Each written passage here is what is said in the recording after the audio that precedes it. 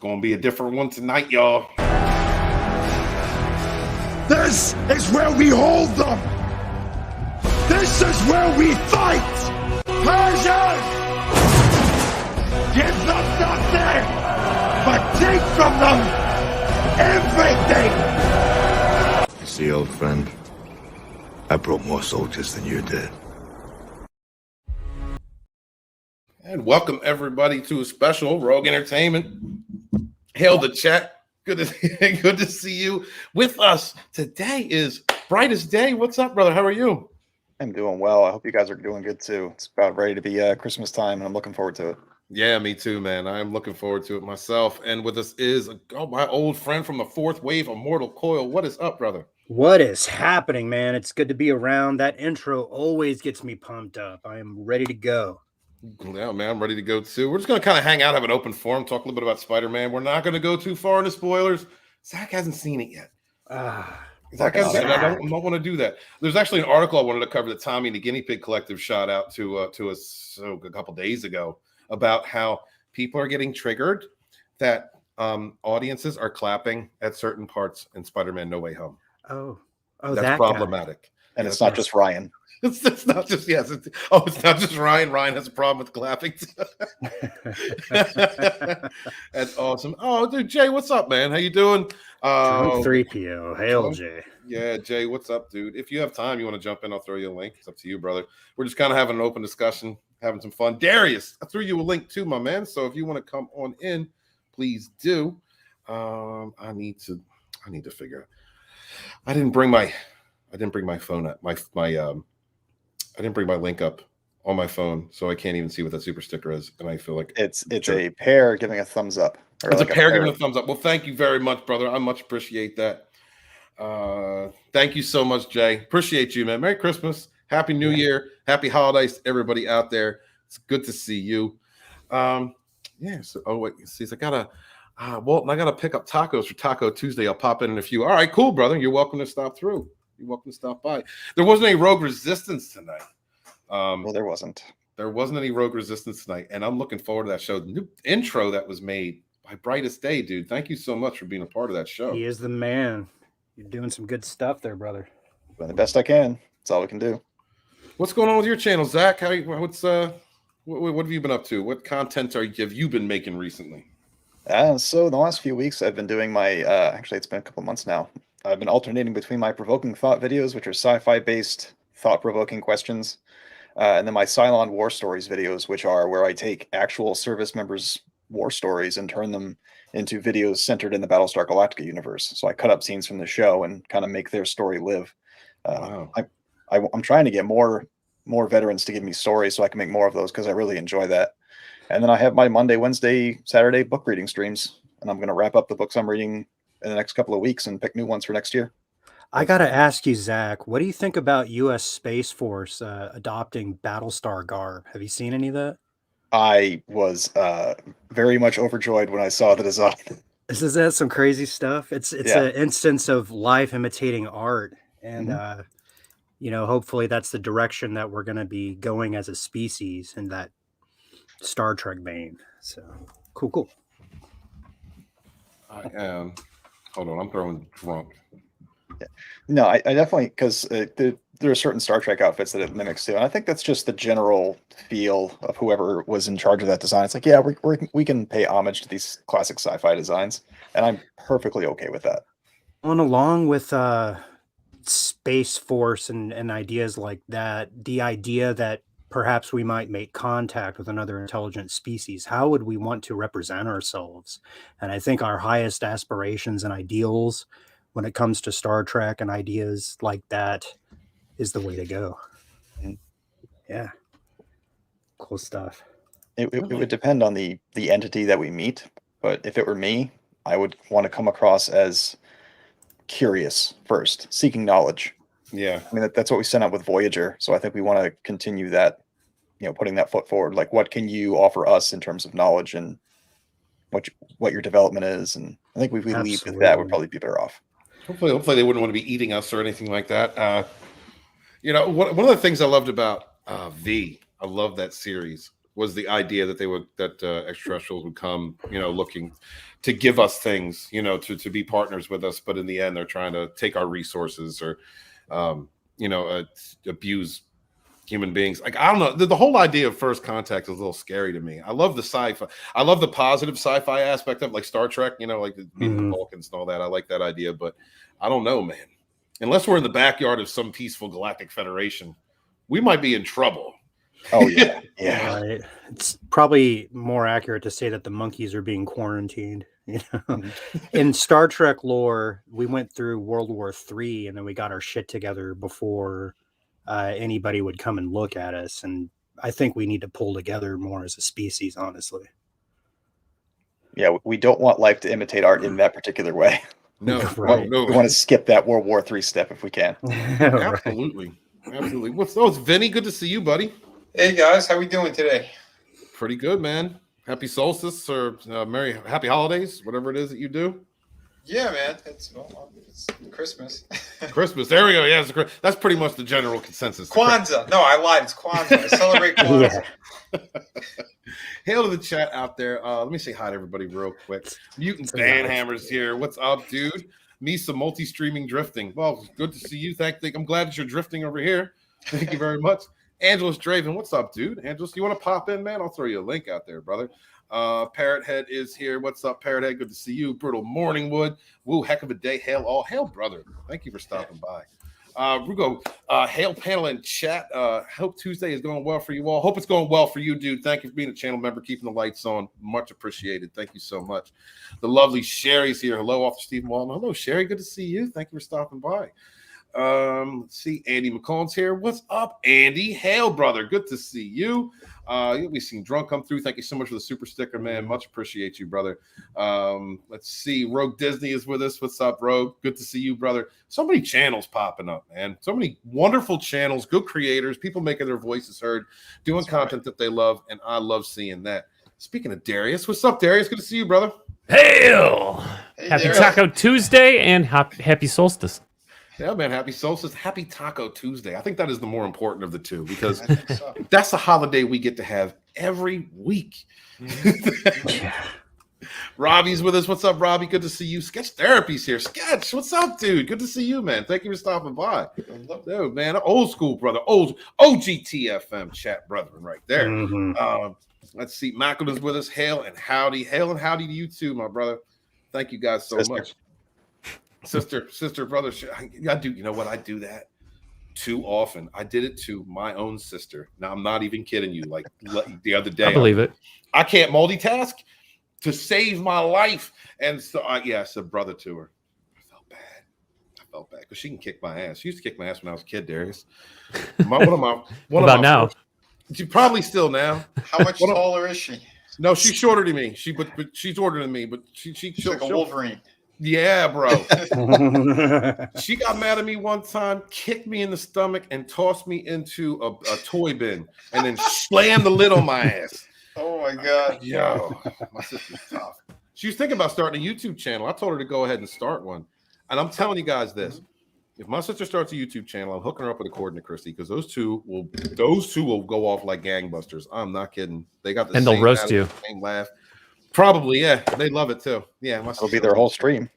You're What's too up, man? memeable, Walton. What's up, Cockney number Spock? Good to see you, dude. Congratulations on doing so well. Was that the 200 sub? Who had the 200 sub? No, that was that 70s rock fan. That 70s rock fan. That's right. Hail to him, guys. Please subscribe to him. 200 subs. That's a milestone. Every 30 actually. I think he was at by the end of that stream. That's beautiful, man. That is good to hear. I'm glad to see, like I said, all these different channels coming up and people streaming together. And it actually, that is what got me re-energized and reinvigorated. One of the things that got me reinvigorated and getting TFMV2 done. So I really appreciate all you guys out there. Make your voice heard. Do not kneel. Support one another because we rise together. That's right. Steven likes the growth. So yay, and the girth. Wookie Supremacy. Merry Christmas. What's up, dude? nice. Perfect. Good to see you. Glisner's here, channel member. Thank you so much. Was a toy bin made of wood? Strangely enough, it was. Yeah, and it hurt when she slammed the lid down. Like either it didn't hit me, the sound of it was like wow, it hurt. That's where the fetish came from. No, it is not where the fetish came from. There is no fetish. I don't know what you're talking about. Where's Tommy when you need him? Tommy's around here somewhere. Hail to Tommy. He's Splinter is still lodged in his prostate. Okay, so we was Immortal Call brought up an interesting topic. Aliens. What if like first contact, guys? Vinny, what if we were to ever have first contact? What do you think? What do you think would be good or bad? Right now, it's bad. They're all flooding in over the border. Illegal aliens, right? Okay, I didn't expect that turn, but yeah, okay. Let's go, Brandon. No, I don't know. You talking ET and shit? Yeah, talking ETs and shit. I couldn't tell you if it'd be good or bad. You know what? I don't know. I've heard and seen some stuff, and it looks like some of the stories that are out there is that they don't like that man is trying to hurt themselves and hurt each other. So I think if they come down, it'd be just to scold us. Like, you're all retarded. Yeah. You don't think they'd like, try and eat us or anything?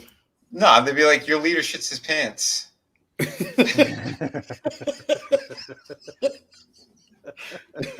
Fair enough. What about you, Darius? What do you think first contact would be like if we ever had it? Oh Man, I've been waiting my whole life for there to be aliens revealed and to finally, meet them, see what they look like, see what they want. But it could be like childhood's end, where they don't want us to know because they look terrifying.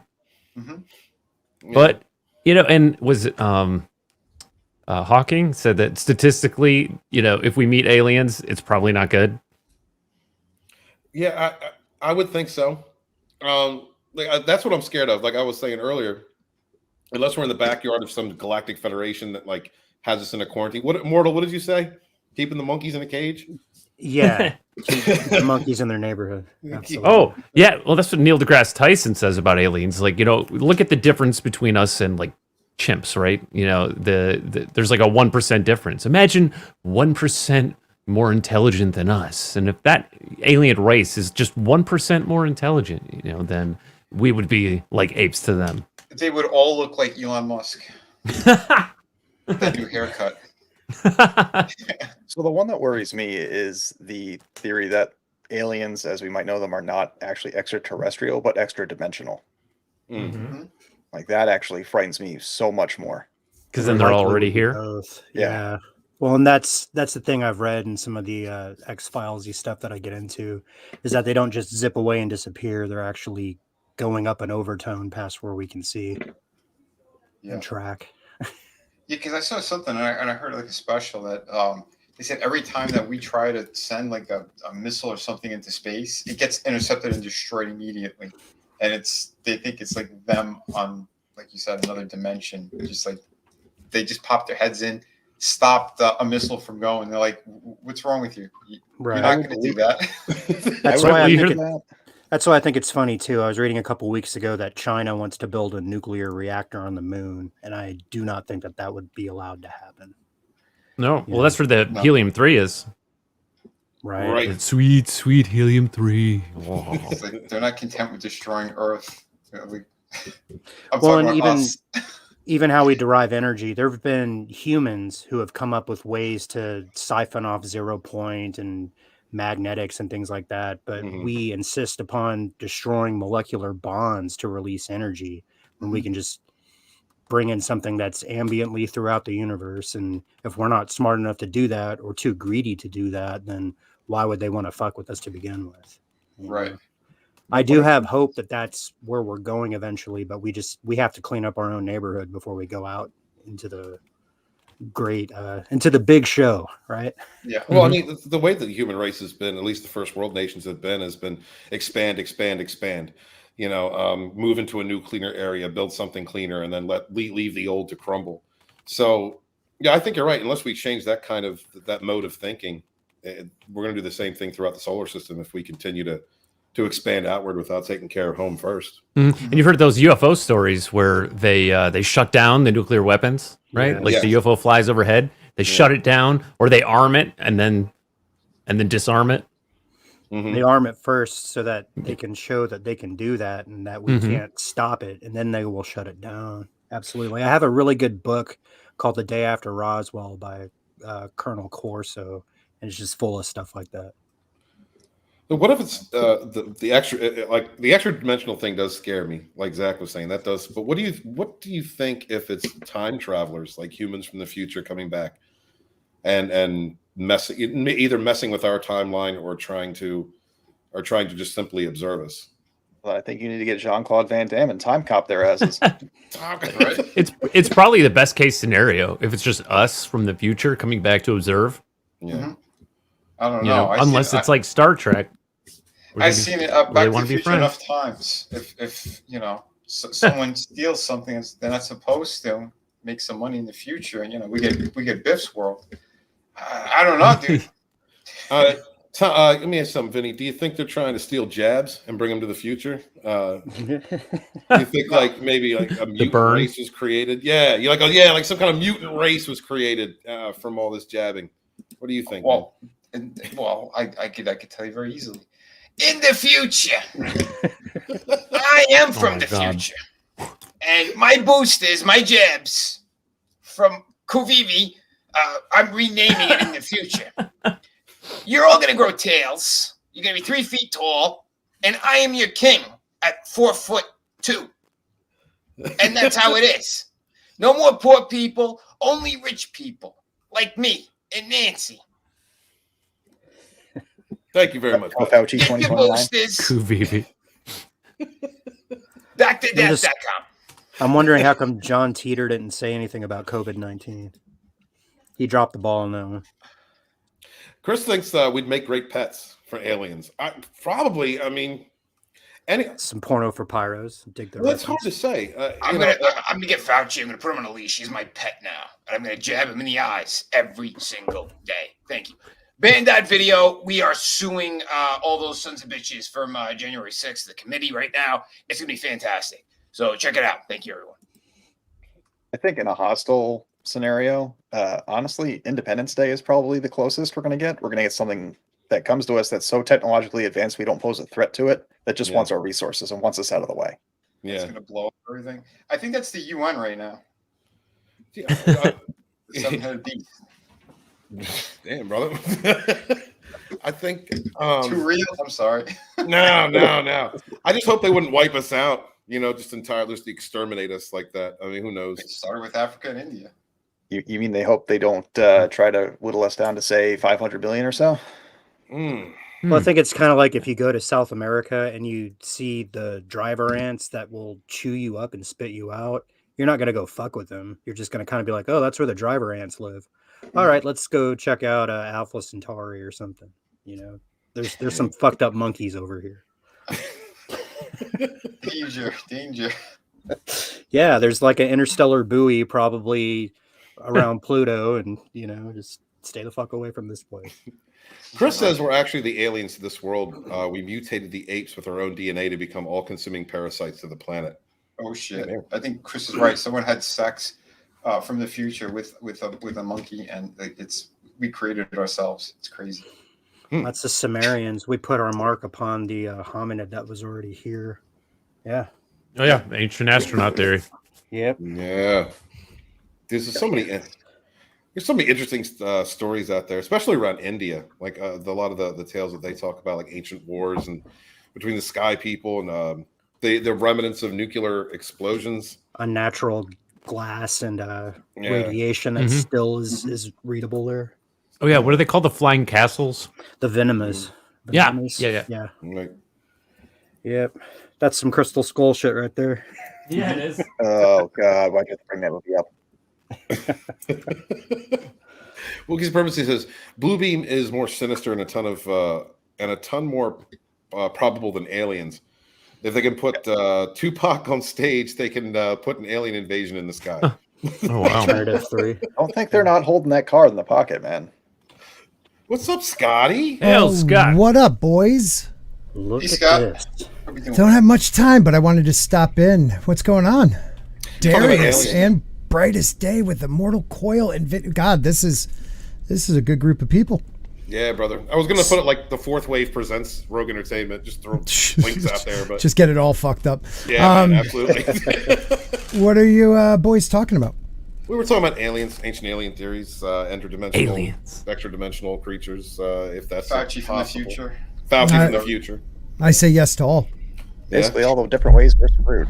Yeah, I mean, I say yes to all. If aliens are not from out of this solar system, if they are not interdimensional, then they are time travelers. That's what I thought. You know, so it's one of the three, and not to believe in because the media tells you not to. There's just too much evidence. You know, I mean, do I believe that there was a guy from Venus named, what was that guy's name? Something Thor or Thor? Oh, you talking about the Mormon? Valiant Thor. Valiant Thor. Like, do I believe that? Has anybody seen the, Venus? Have we gotten anything past that atmosphere? No. So, I mean, is it possible that something yes, but lives? not for very long. Exactly. I think it was a Russian satellite of some sort. Mm-hmm. But I mean, You're wrong. It was the Fauci satellite. Yeah. Well, they had a They were all lander. roasted. They had a lander, but it only lasted a few minutes before it was completely crushed. And I mean, if you think about it, I would say most alien species, if it was in this galaxy, would be more towards the center of their Earth.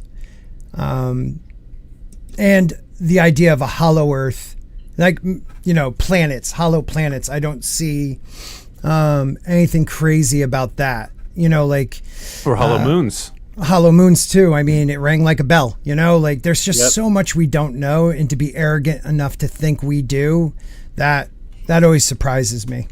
Well, the universe is 13 billion years old, and our Right. planet is 4 billion years old. So that's 9 billion years for the universe to cook up something smarter. And that's what we know now. Right. Yeah. I mean, we've been, that number goes back farther and farther the more we learn about the universe itself. So, you know what I mean? Like, No telling what James Webb's going to see. Like, I am a big proponent of, there was some type of life on Mars. Was it advanced enough to travel? I don't know, but there was at least 1 billion years where life could be sustained on Mars. Maybe not life like ours, but something to that effect. I mean, it had an atmosphere, it had water. Yeah. So was Cydonia a monument, Scott, or was that just a trick of light? It's kind of funny how hard they're trying to show us it's not a monument. I don't know about that, but there's been other things you see on Mars that is like, oh, that looks a little funky. Absolutely. Yeah, you see some of the pictures that are supposedly have been doctored, and you can see construction. Like, it looks like construction. It looks like waterways, dams. There was, pyramids. Yeah, pyramids. Yeah, wasn't there an obelisk on Phobos? Yeah. Yep. The Chinese just photographed something on the moon that they went to the dark side. I mean, why haven't they wanted to show us the dark side of the moon? You know what I mean? Like, it's just these random things I don't understand. Like, why all of a sudden, you can only show us portions of the moon. I mean, on the first landing, they went dark for a little bit, so what were they really doing up there? Well, I know what they're doing right now. There's Santa Claus. China with their technology, they carved Xi Jinping's face into the moon. I wouldn't doubt it. I wouldn't doubt it. They're doing that stuff on planet too. Like, how much do we not hear or know about Antarctica? Well, not even Antarctica, brightest day. Like, Zach, it's the only continent that all the nations agreed not to go fuck with. Yeah. Now, why did they do that? Well, yeah, but not even Antarctica, and we can get back to that in a second, but what we don't know about China and their pyramids. Mm-hmm. I mean, unbelievable amounts. I forgot about those. Anything that's deep in the ocean. I mean, think about how much forensic evidence we lose every day as things get far enough into the earth to start converting into oil. Mm-hmm. Mm-hmm. Yeah. Guess we got to get under that Sphinx's paw pretty soon then, huh? Also, hey, man, I'm not down. I'm down with that. I mean, there's pictures of them going into the Sphinx. Zari High, or whatever that fucking guy's name is. Yeah, I know who you're talking about. Yeah. The archaeologist with the white hair. Yeah, well, think about this, guys. Dr. Haas, that's it. Yeah. He was there. Mm-hmm. They were filming. So I remember I was in high school, I think, when this thing aired on television. Yeah, and, 90s. The end of the season. Yeah, it was the end of the season. They found some crazy shit. There was a sarcophagus that was like suspended above water, and they went down further into the tunnels, and they said the tunnels were massive. and they Yep. believe one connected under the Sphinx's paw, and then he never had another special again. Absolutely. It's like, what the hell was that? I mean, how many feet down is it where they're starting to find rings of what would be like rain damage to the pyramids and the Sphinx? Oh, which God, could be, yeah. like, tens of thousands of years prior to what we even know that. Well, age the of Sphinx, construction the to be. Sphinx, that's not sand erosion. That's water erosion. Right, That would yeah. make it 10,000 to 30,000 years longer. That head is not the original head. It probably had a lion head on it. You know, the things that I find really interesting is take a look up pyramid placements and microchips. Yeah. Like, I know look exactly that up what right you're now, talking Walton. Yeah. Put pyramids and Right. microchips and see the alignment that they have. Like a lot of the South America pyramids, they line up perfectly with microchips. Like they were trying to tell us something that we could not understand, or a civilization knew something that was wiped out during the Younger Dryas. And most civilizations live closest to their shores. I mean, most people live near the ocean, and 400 miles worth of ocean disappeared all over the world on the last, on the deluge. I mean, look at that shit, man. That's insane. That top right one, insane. What was the experiment where they put like actual brain cells on a microchip and it followed the path of the silica? Oh yeah, I heard something about that. I mean, I think there's a crazy amount of data you could store in DNA. Mm-hmm. They figured that out too. So who's to say that a much more advanced species didn't store, moments in our evolution to just change us, in our DNA. Memory. Yeah. Well, the Pyramid of Giza actually channels electromagnetic energy into one of its chambers. Chemicals on the wall. That's only a recent discovery that they're like able to find that it funnels this energy. They found a pyramid in Bosnia that's doing the same thing. There's underground shafts and all that kind of stuff. And it reminds me of, how Tesla would screw in those light bulbs into the ground and they'd all light up.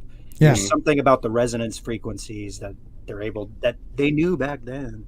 That, what we're also missing is that exterior of the pyramid. So like we don't know what it fully looks like and how it would fully function because they took off all the exterior, which was really good at conducting energy. Well, I mean, let's And the gold capstone. Exactly. And let's think about this. All over the world, at some point in the last 20,000 to 3,500 years, because they love to say that's how old, the Egyptians got worse as they got, closer to our time. Like the closer the time came to us, they got worse at making pyramids. I don't know how that happens. Cleopatra is closer to our time than when the pyramids were built. When they believed the pyramids were built. Absolutely. And if you look at, there was talking about some of the evidence of there being electromagnetic storms that like ravaged across Egypt during that time. And some of the stone that was destroyed, almost like it was melted or seared across. Maybe by the last changing of the poles. Well, also in India. In India, what's that called? Visa. It's like not veracity. It's what is it, Mortal? You know this. When nuclear a reaction causes it to turn to glass. It's visceration or something like that. There's cities in India that have like the whole thing turned to glass pretty much, 8,000, 10,000 years ago. Yeah, the Sinai Peninsula has a lot of that stuff going on too. And there's correlation too, like not just the electric storms, but there's also massive solar storms that would have occurred around 1,300 years ago, the same time when the ice age was ending, when the meteor hit Greenland and then essentially flooded the world. Well, so you lost a ton deluge of civilizations. Instantly. And if you take a look at the map, like bring it up, Walton. Several events, but you look at northern Africa, it was just scorched, and that was not a desert prior. No. You can see the evidence on the Sphinx. Well, it happens that area of the world, depending on the precession of the Earth, will go from desert to ocean to like rainforest. So that will change every 50 to 72,000 years. The thing that's crazy to me is at some point in the past, prior to 12,000 years ago, or after, prior to that. Yeah.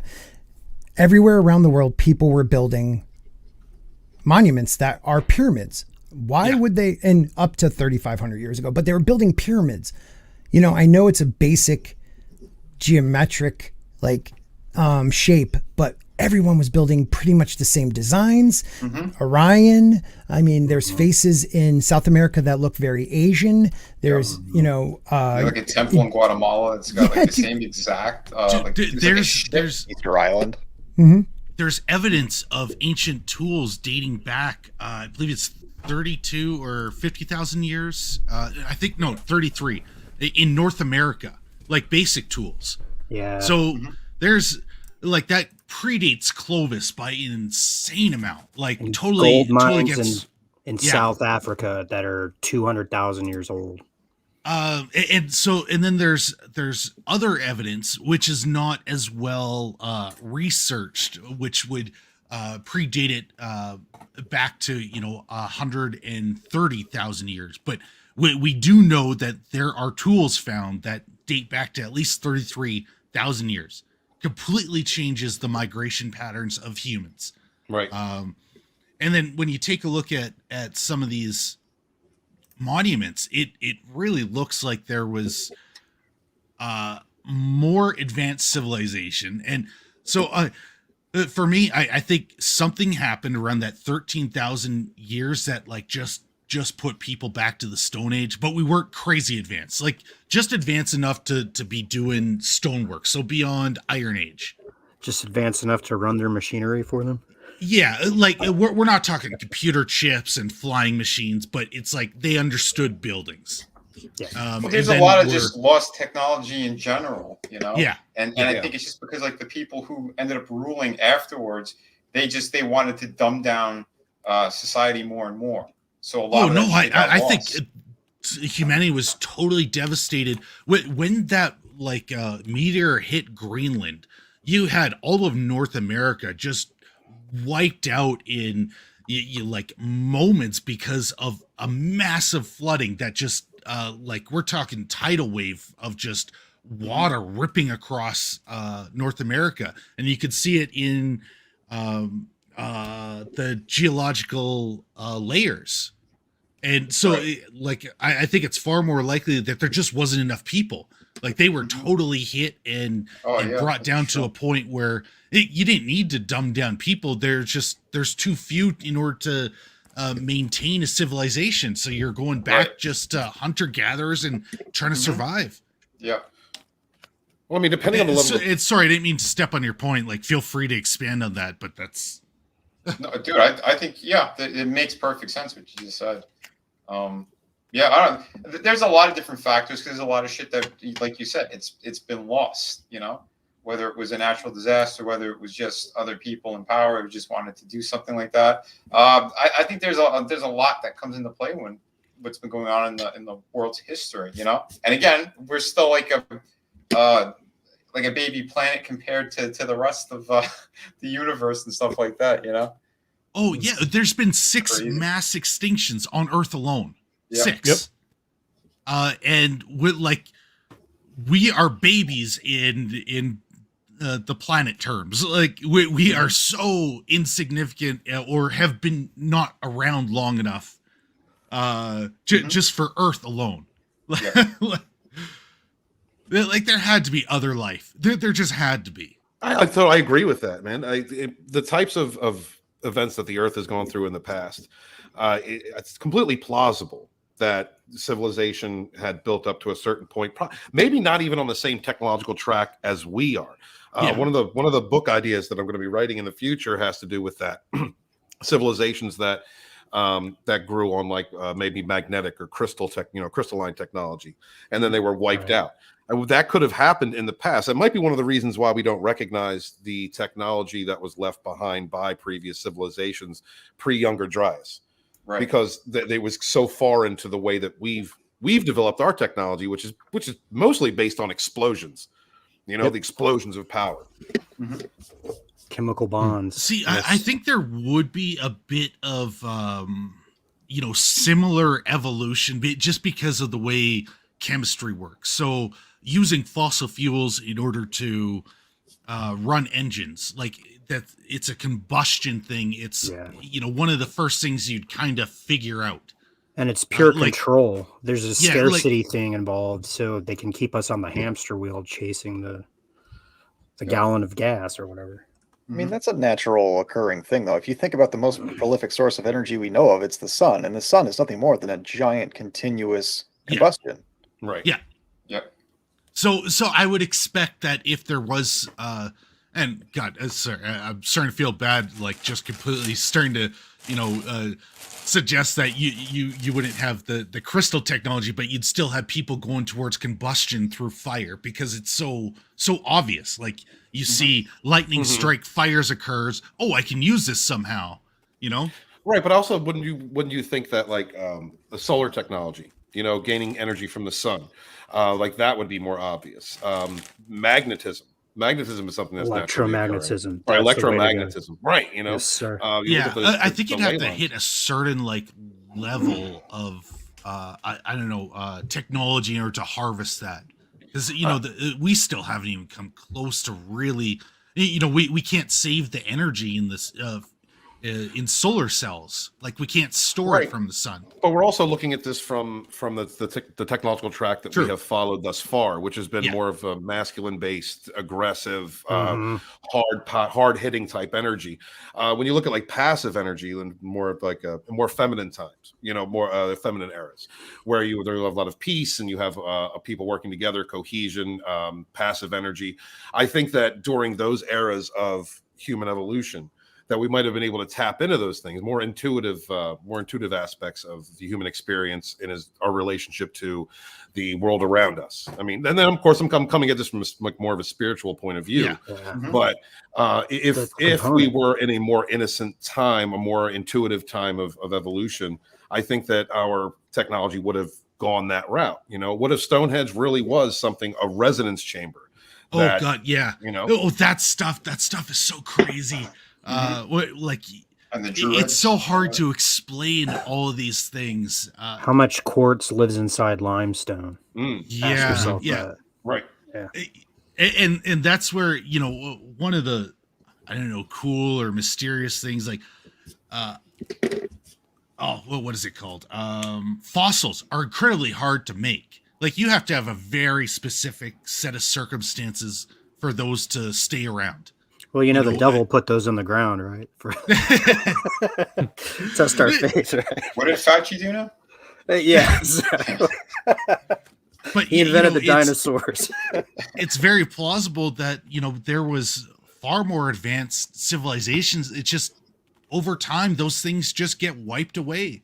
If you're not using stone, it's going to be eroded, and you won't see skeletal evidence unless it's a very particular set of circumstances. Like it's we're lucky to find these fossils because it's not easy. No, it's not. I mean, think about what most of this conversation is. It's us largely speculating based on the things that we can find and see. And that's such a limited scope of what actually is that we may never even come close to scratching the surface of the truth. Oh, yeah. I know there's much smarter people out there who've had these discussions, and they've had like a lot of they're at certain sites and they're like, oh yeah, well, look what we just discovered, and they still have no clue. Well, just think about how much we lost in wars. Like when the Spanish came over and met the Mayans and Incas. Like they destroyed their written work. So we really don't know that much about their history that they did have written down. The library at Alexandria. I was just going to say that. That was the next thing. We lost that. Yeah. How much information is sitting in the Library of Alexandria?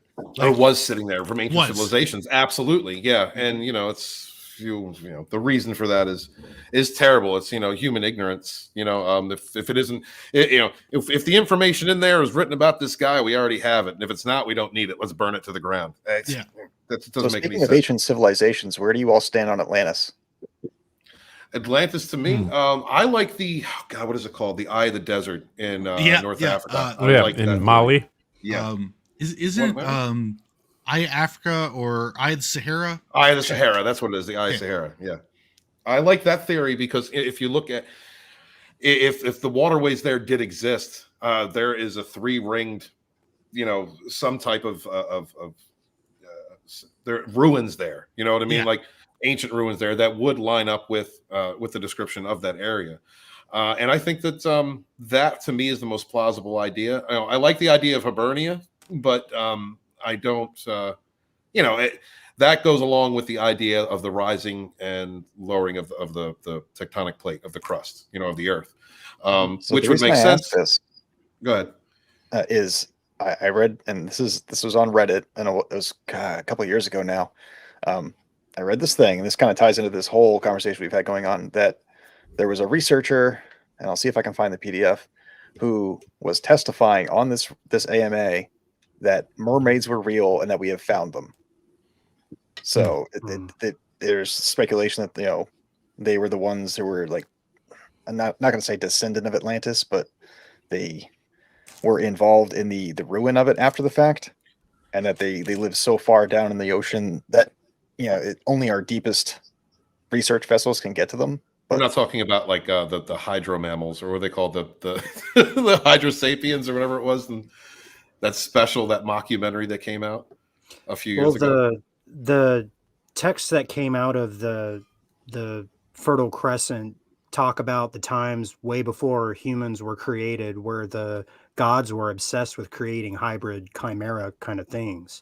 Right. Yeah. So that could very well be true. I kind of tend to think that Atlantis might have been a ET colony, like a research outpost kind of thing. See, I'm still of the mind that they would have been wiped out around the same time as that 1300 years ago, when you had all that devastation, and they were more likely fairly advanced. Just my personal opinion, I don't think they had like this absolutely insane tech, like working computers. I think just more advanced than what the rest of the area was, and so which would still be impressive when you had other groups of civilizations like running into them. Well, and I think putting it together from a more like a worldwide mytho-historical basis, because the Vedas and the Hindus, they talk about things in terms of like yugas and wars amongst the gods and things like that, where humans came along really late in that mytho-historical context, and a lot of the stuff they did, they were doing to each other, and they were just kind of like pawns on a chessboard. It's interesting stuff, Absolutely. All this is definitely speculative. Well, Zach, going back to what you were saying, what was the point that you were bringing up? I'm sorry, brother, I didn't mean to cut you off. Well, I was just going to lead into the fact that there's someone out there, and I'm trying to find the PDF of it, who testified that there is a species of undersea sentient, I'm not going to say bipedal, but humanoid-esque life. And that was going to lead my question to where you also stand on the alternate evolution theory. We know the fancy conspiracy theory about the lizard people, but there is the theory out there that there is an alternate evolution where, similar to have the silly Mario Brothers movie, that, some form of lizard became a bipedal sentient thinking entity. I mean, could you imagine? Go ahead. I was just saying, you get the it reminds me of the idols that you can dig up, like apparently still to this day around Mexico City, that have like people riding dinosaurs, like human beings riding them, and things like that. So, stuff they supposedly wasn't found until paleontology.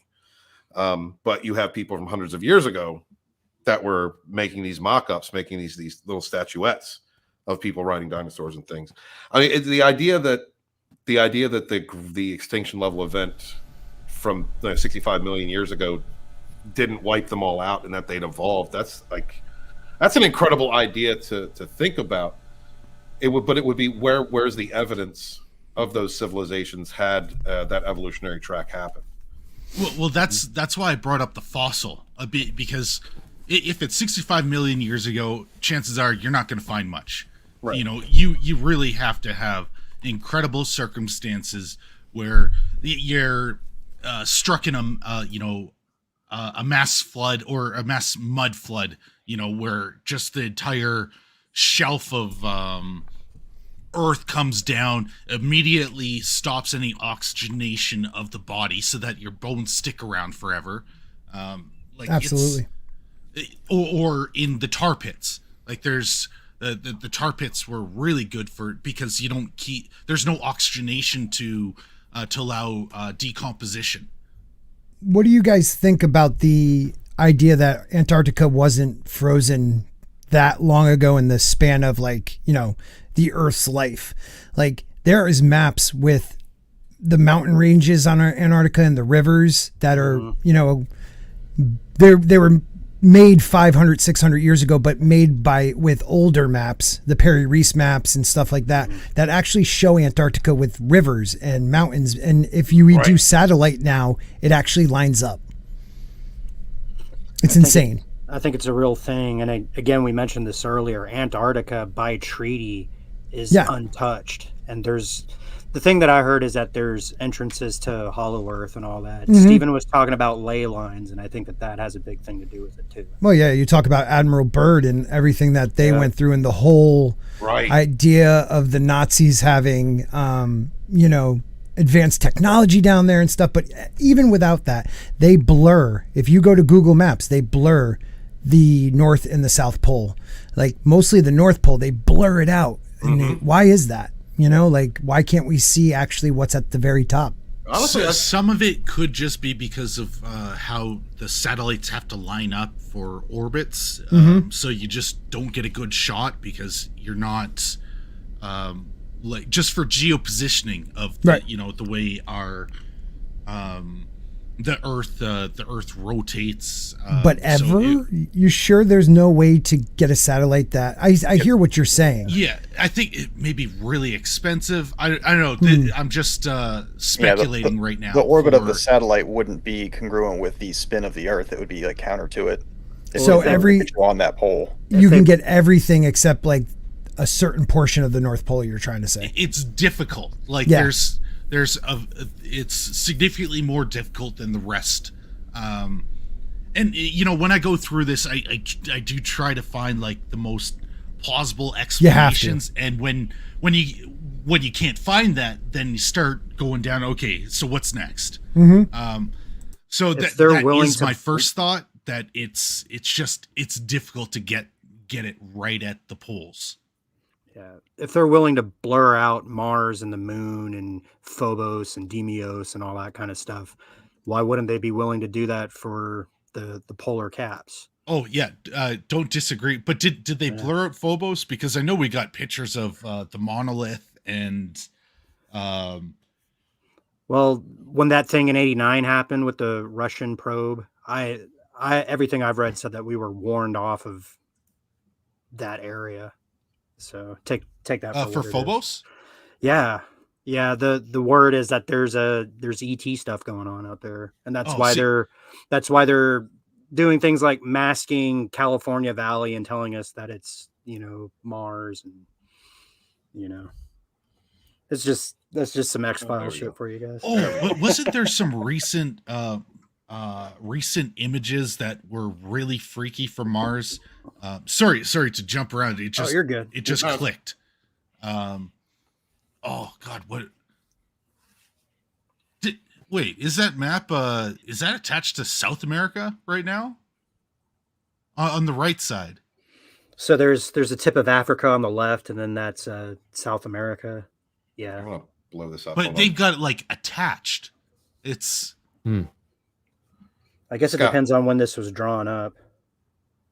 Scotty, what is this, brother? So this is drawn probably around 1532. There was a Turkish map maker, Haji Ahmed, I believe his name was. He talked about how this was drawn from more ancient maps that he put together. Also, Perry Reese said the same thing. But this is a map that shows Antarctica with its land masses, with mountain ranges. Here, hold on. Mountain ranges and rivers, and yes, the tip of South America connected to it, and then you have the tip of Africa pretty damn close with Madagascar right there. Now it could be just a, this is how they saw it. It's not, perfectly to scale, but yet Antarctica itself is. Those mountain ranges are real. Any rivers that they show are real, but yet they're under 3 miles of ice. So how did these people know that this is the exact, shape and topography, is it, of Antarctica? Unless it was made thousands and thousands, tens of thousands of years ago.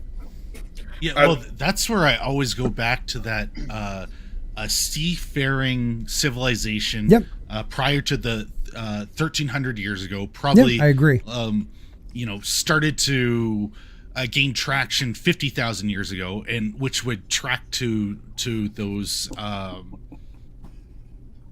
to the tools that we found in North America. So they would have been, in that time would have been able to develop ships to go, take a look, and then you hit the Ice Age. But the Ice Age ended prematurely. Right. Hot, cold. Right. Like it was, there must have been massive destruction. But the way I look at it is this, man. Pole shift. We have been around.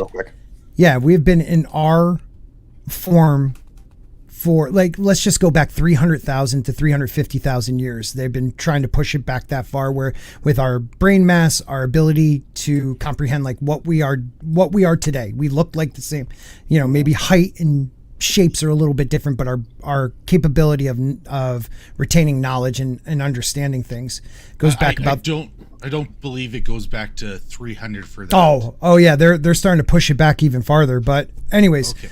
Let's even say 200. Information. Let's even say 200, because they definitely said 200. Yeah. I mean, that's a definite. All I'm trying to say is this: even if it was only 100,000 years ago, we are very arrogant to think that only in the last 7,000 years we were like, hey, let's build towns and farm. Yeah. Let's group together so we can figure out how to survive better. And let's look at the stars for once. I'm just saying there. Yeah. Right. The Earth, Göbekli Tepe was just suddenly built one day by hunter-gatherers. Right. No experience. With such a undertaking that was, for over 1,000 years they built it. There's no way. But go back to what you were saying, Scott, about how they would have made this map, or how they could have even done that. You look back, they talk about little ice ages, like back when Washington was crossing the Delaware. We were going through a little ice age. What if that was a much larger experience, or a much larger expanse of an ice age than we had thought previously? Well, it would have to go back even farther, though. What this is saying is there's scientists that believe that the Earth's crust moves way more than we ever can expect or understand, and that who are we to say that there wasn't a deep freeze, a tilt of the Earth, something happened where the poles switched, something happened where this just became, 30,000 years ago, 20,000 years ago, it just became a landmass of ice. Right. I mean, 10,000 years ago, it was a rainforest in the Sahara. So, we do know there is polar shifts. What is it? Every 50,000? Can somebody correct me? Because I feel like I think it's a little longer than that. I think 52? Well, I know 72,000 years is the precession of the Earth. I think the polar shift's a little more than 50. Oh, real quick, Rough Girl, I'm sorry to hear that. I got hacked. My card got hacked as well, honey. Don't worry about it. Take care of you. Make sure you get your claim through and do what you got to do, sweetheart. I much appreciate you. Thank you, sweetie, and I hope everything works out for you. I know what that's like. We talk about the rise of the crust, Machu Picchu, for instance. Look at that. You're gonna tell me that all first off, the different stages of what was built there, which, Scott was saying earlier about the ancient Egyptians, how they got worse as time went on. Even though that's not the story. Same thing in Machu Picchu. The foundation of that area was built with a technology far more advanced than those who came after them, and it's also at a very high elevation. Yeah. Oh God. Yeah. It doesn't make sense that they were able to construct anything at that elevation unless the elevation itself had changed at some point in the last few thousand years. Well, there's stories that they found it that way. There's places like I hear what you're saying in South America. There's a lot of different places where you could see the change in architecture, where they were using massive stones with no mortar, where earthquakes aren't even together. Yeah, perfectly. Yeah. And there's that matches across the world. Across the world. The way that they were doing the stone making and getting those formations to fit together to lock. Where Yeti? Where is that place? Is it in Libya, or there's one where they want to say it's the Romans made a temple, but underneath you have 100,000 pound, stone that is just here. I'll have to find it. Like, Trilithin. That should be in Baalbek. It's Baalbek. Yeah, there you go. Like, no way the Romans did that. No way they had the capability of moving that stone.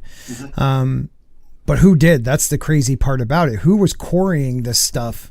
There's actually one of those blocks sticking halfway out of the ground, and it's like 300,000 tons. Like that. Yeah. So CJH brought up something interesting. They found an old computer clock under the water from centuries ago. Antikythera mechanism. Yeah, I remember this. Yeah. Very interesting stuff. It really is. They have found tools in ancient Egypt that they can't explain. Some of batteries. Batteries. Oh, yeah, also, the Baghdad battery. Yeah. I mean, also the wear and tear of tool marks in some of the caverns that have been built underneath Giza itself. I mean, we're talking about across in ancient times before they had powered machine tools. Before they had the wheel. That's where my disbelief. Like, there's no way we made it if you can't understand the wheel. Well, what about? Oh, I'm sorry. No, go ahead. That Abydos shows helicopters and flying machines. What about that place that is supposedly a resting place for the apex or the bulls, but no bull bones were found there, and these massive like coffins made out of black stone of some sort. I'll find it. I can't remember the name of the place. I thought they only right found one black They found one. Recently. No. They only found one that had bull bones in it. Okay. Yeah, here, I'll find it. Hold on. RR says, we just decided one day around 10,000 to stop hunting and gathering and decided to invest astrology, mathematics, art, farming, architectures, basically civilization, modern quack academia for you. Yeah, there's no way. And I think one of the problems is that a lot of people have built their careers or papers or, upon others before them, built on these ideas that we're seeing more and more just can't be true, given the evidence that we can find. Right. It's people protecting their reputations. What do you think, Vinny? Of course, dude. That's what it is. That's what it's been throughout history. You have scumbags who want to stick with a certain narrative even when they find the facts, because they just want to throw it all out the window. Go, no, because this is our life's work, and now you're telling me that I'm wrong. Like, there's a lot of arrogance and ego when it comes to science. Well, more modern science, rather. It's crazy. Or literal gatekeeping. Anyone in particular? Literal gatekeeping. Yeah, Mortal. Yeah. Absolutely, dude. Yeah, we were talking about that dude in Egypt. He's actually warned people off of archaeological sites because they wanted to go and dig for something that runs counter to the Khufu built this pyramid. Right. Dude, he is vicious too, man. He's vicious. He is. Yeah. Graham Hancock and him went at it a few times, and the guy is vicious.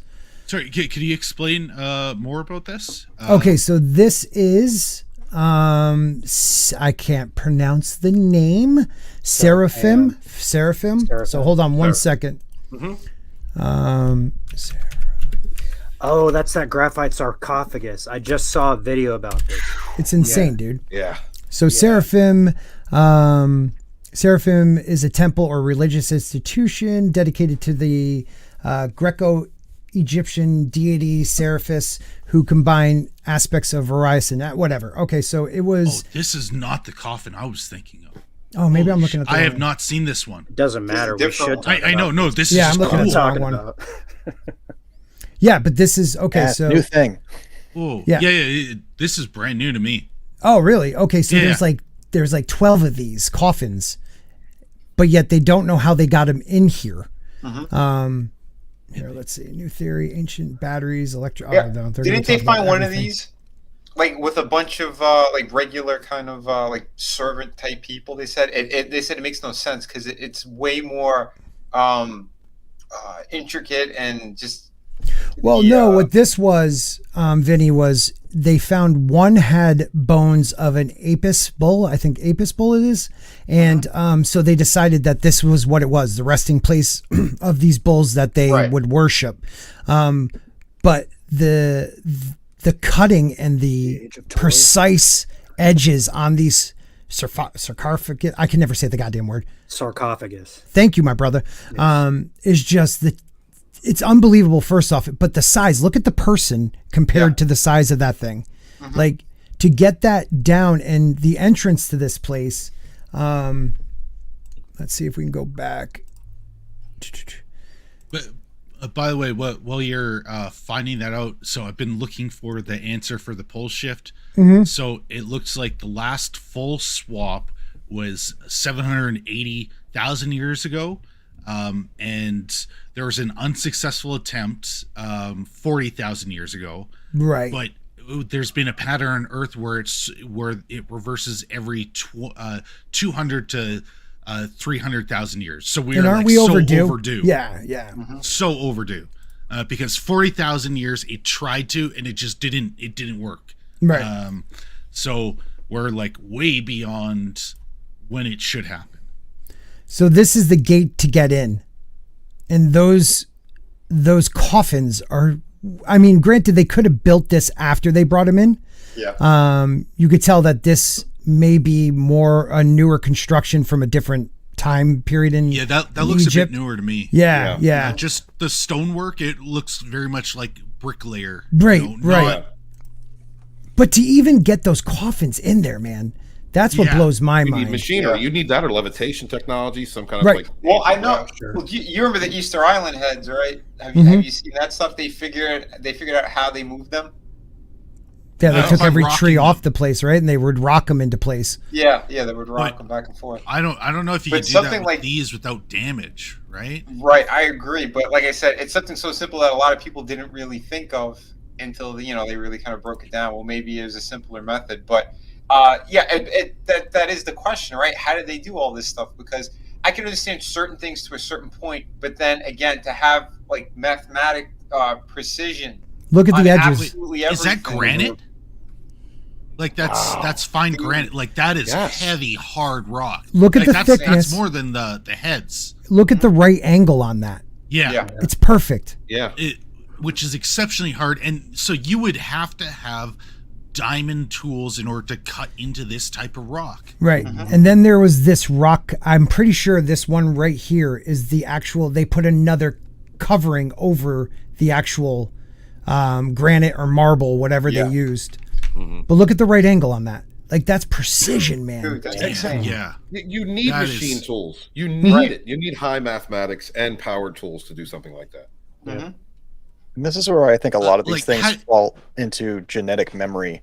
When you think about the fact that algebra was discovered by two different people at the same time, different places in the world. Yep, that does happen a lot. It leads me to believe that a lot of this knowledge is deep-seated in our DNA, and there just comes a time in our evolution where we pick up on it, where it unleashes itself, and these things come to fruition in a given society.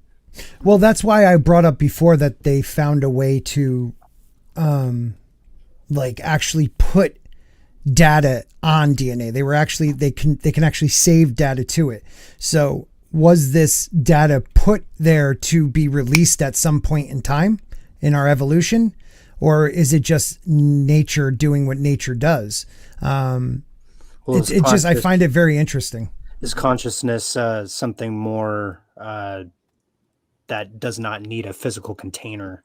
Maybe thousands of people focusing on the same thing at the same time produces a result in the group unconsciousness. Absolutely. I mean, for me as a spiritualist, I definitely believe in that making will manifest. When you have a lot of people working together and on any project, two or more gathered in the name of. Absolutely. These because of the coup, there was a big reduction in the amount of people going to Egypt, going to other to different places, for vacations over the last couple of years. And Egypt was forced to open up some of the caverns beneath the pyramids for tourist attractions. Like $1,000 to go. Now, guys, listen to this: $1,000 to travel 9 levels down, 9 levels.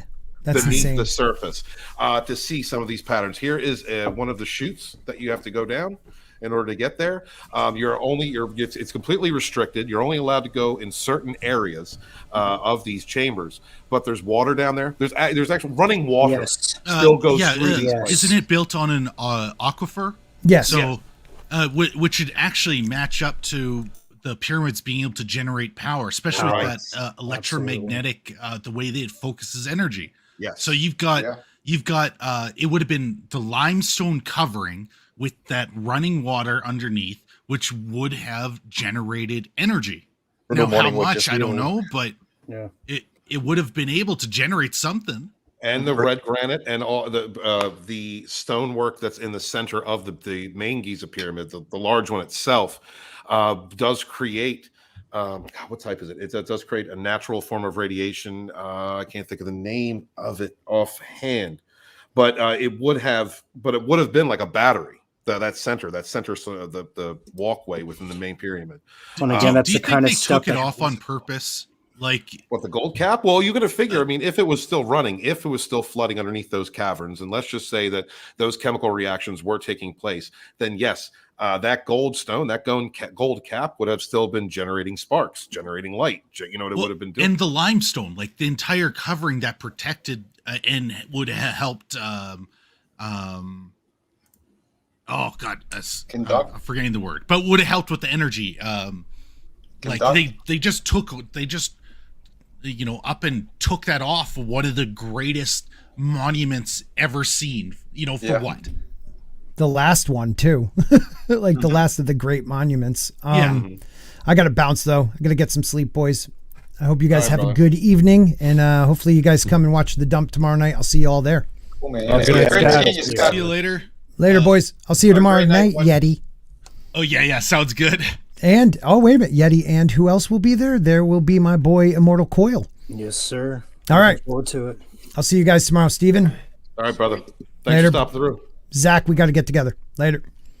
So, do you think they would have done this, like, removed all that on purpose? For whatever reason? If the calamity happened and the gods were no longer present on Earth, then there's no need to upkeep things that are sacred to them. I'm sorry, Mortal, go ahead. Oh, well, there's just a lot more about the Egyptian pyramids I could say. So if we're, it just depends on how deep you want to get into this. There's been evidence that always as deep as you can Khufu's, go. Man. Khufu's name was a piece of graffiti that got attached to that in the 1800s. So it also would explain why something so geometrically perfect as a pyramid would be aspired to be copied. So you have all these bent, fucked up pyramids built by human hands. Yeah. They're trying to emulate something that was built by the divine, whatever you want to call that. So it's interesting shit. And then the Sphinx was reworked, like it wasn't a human head. Like they totally changed that. So there's a massive undertaking to like replace what was previously there or hide. Mm-hmm. I don't know. Sorry, Hope I didn't take you off your train of thought. Oh, you're good. You're good. Go ahead, Zach. What were you trying to say, brother? I don't even know if it's worth saying at this point. I was just going to say I agree with what Brutal Morningwood said before I got to. This is still a better deal than the Disney Star Cruiser. Oh, yeah. No doubt. I was trying to bring something up on pyramid power plant theory. Yeah, it doesn't come up that big, though.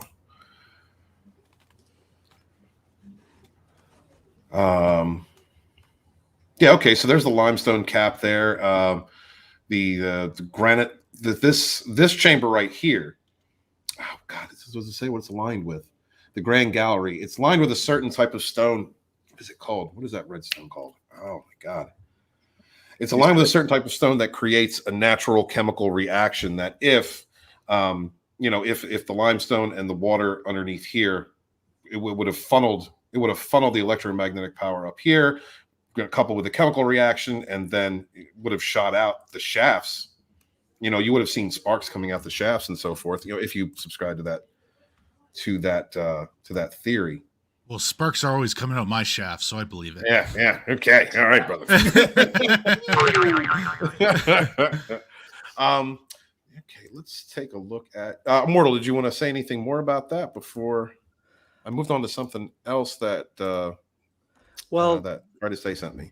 So Egypt isn't the only place that structures like this might have been used for power. I've been reading about this Bosnian pyramid that they found probably 15, 20 years ago that has all the same telltale features. There's an underground water source. There's cardinal point orientation. There's a certain geometry to the width of the base and the height of the apex. So this sort of power plant would have been set up at various points in the world. And I really think the ley lines have something to do with that too, sir. Oh yeah, all these things are set up on very specific locations when you look at the map of the world. Like the Pyramid of Giza is the most perfectly placed building on Earth. It's right at the center where there is the most landmass, north to south and east to west. So like there's no way given what the Egyptians knew that they would know where to place that. It's also straight up aligned with true north. I think it's off just by like a very small degree, but that can be explained from the way the Earth wobbles as we move. Mm-hmm. But how can you explain that it's so precise? So they would have to know what the exact dimensions are of the Earth and how much landmass there is in order to place it right there. Radon. I'm sorry. The chemical I was trying to think of was radon. That's the radiation that comes from red granite. Right. Sorry, didn't mean to cut you off. Just was happy I found it. What's this, Yeti? What are you showing us here, brother? Okay, so this is just another thing, and I don't mean to jump around. It's just I keep remembering things. But this is a cavern that was recently discovered, and it is absolutely massive. But if you take a look, like how it's carved out of pure stone. So whoever did this, they needed like serious tech in order to carve out this structure underground in solid rock. Mm-hmm. Yeah, look at it. That's insane. Okay, they did that. They did that when they only had bronze guys. They only had bronze chisels. Yeah. Wow. And look at the seal, like the height. This is no small structure. Yeah. It's breathtaking, man. It is so. It's beyond insane how large this is. Let's see, up to 34 meters high. 34 meters high with the pillars supporting the ceiling. Wow. And you can see the carve marks. Well, where did all the stone go around it? Because this is a lot of stone to haul out. Look at the shape, Yeti. I mean, on that one, the closest pillar right there. That's a machine tool. I mean, it looks like a circular saw of some kind. Mm-hmm. But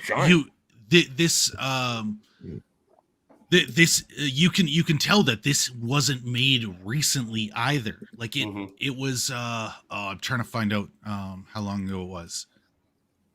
And like I think all these things kind of link together. Where you were talking about the pyramids and how all the pyramids are like perfectly placed on ley lines. And then you got these massive carvings just in the, so this one was in China, I believe. Let's see. Mm-hmm. Oh, so I got to bounce, brothers. I really dig this kind of conversation, and this is the kind of stuff that I like to get into Wednesday nights on my channel. So you guys, you take it easy. Happy Solstice, and I'll catch you guys soon. All right, brother. Take care, Immortal. Dude, have a great one, man. See ya. Wow, look at those pictures. I mean, look at that Chinese cave. Long U caves in China. Look how that's Long U gorgeous. caves. Yeah, dude. Here, let's bring this up a little. Are you still? Oh no, it took me off of. Damn it! I was trying to enhance that for everyone. Nope, that did not do it. Sorry, talk down to it, smack it a little bit. Sometimes that. Oh damn it! No, it's bringing me off. Okay. Shellback says this was in China. China. And this was discovered in a well by farmers. What? Like it was flooded up Yep. until recently. Oh, okay. Here, I'm going to change my screen barn again. find ever. That's a hell of a They find. also, That's right. I've heard that there are, what do you call it? There's essentially a hidden pyramid in China that is guarded by the government, and they will not let anyone close to it. And it's similar to the Bosnia one, where you've got that overgrowth. Because it's been so old, you've had plant life start overtaking, but they found it and supposedly guarded, and like nobody's allowed near it. Aren't they trying to say the Bosnian pyramid is not a real pyramid? I've heard that too. I need to read more. That's why I was interested in. I can't remember who was saying there was the Bosnian one was showing similarities with the power plant theory. Because the last I heard, they were trying to disprove it, but I mean, how often can you actually trust half of this stuff? Right. But yeah, there's no way we did this. Just look at how massive this is. I mean, underground, and are you saying we as in Homo sapien, or we as in our current evolution? Civilization, current modern civilization that we know of? Okay. Maybe Homo sapiens, and I, personally, It was the dinosaurs. Was that stairway already there? Trust the science. Oh wow! I believe all this stuff is in here. And it's just so perfectly done. Come on! If it was this is all underground in sheer rock. Look what you could get done if you just don't watch Netflix and all that shit. Imagine that.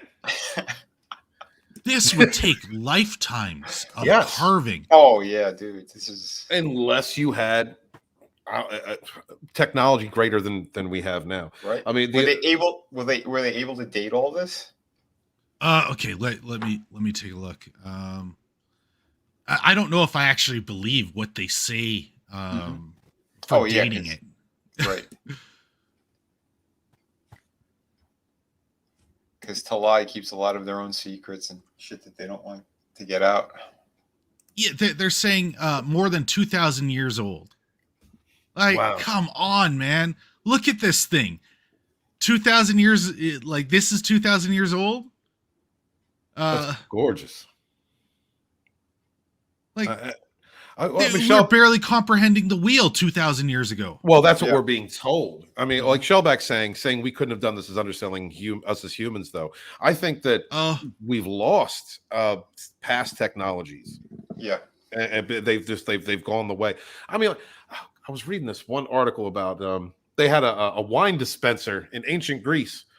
You could put coins onto a scale and it would weigh to a certain amount. The coins would weigh down to a certain amount, and then the statue. And then it would dispense, wine.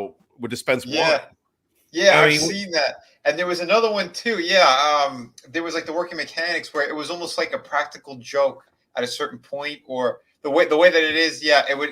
If you go past a certain point, all the wine would go back in. They literally it was portion control. This is where I fall back on, because we know there was an absolutely severe disaster 1,300 years ago.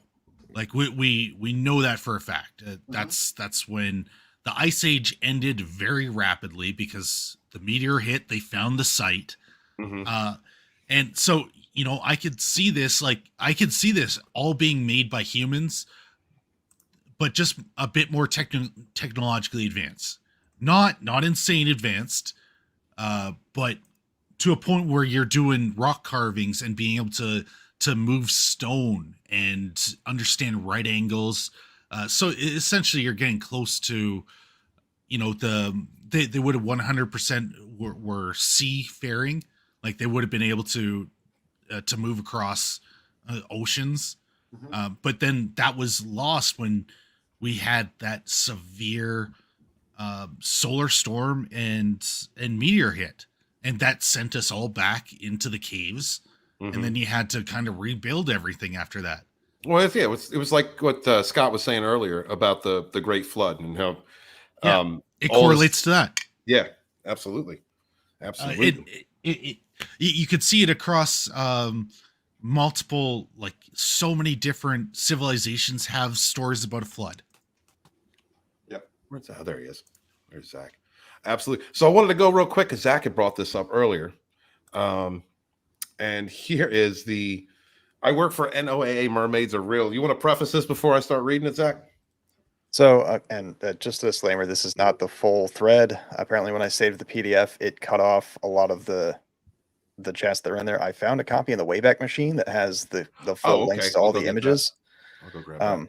Well, I mean, you can't expand the thread in that. So it's all incomplete information. But basically, it's asserted that the scientist who works for NOAA, who's named in this document, whose name actually checks out, documents, and this was in like mid 2020.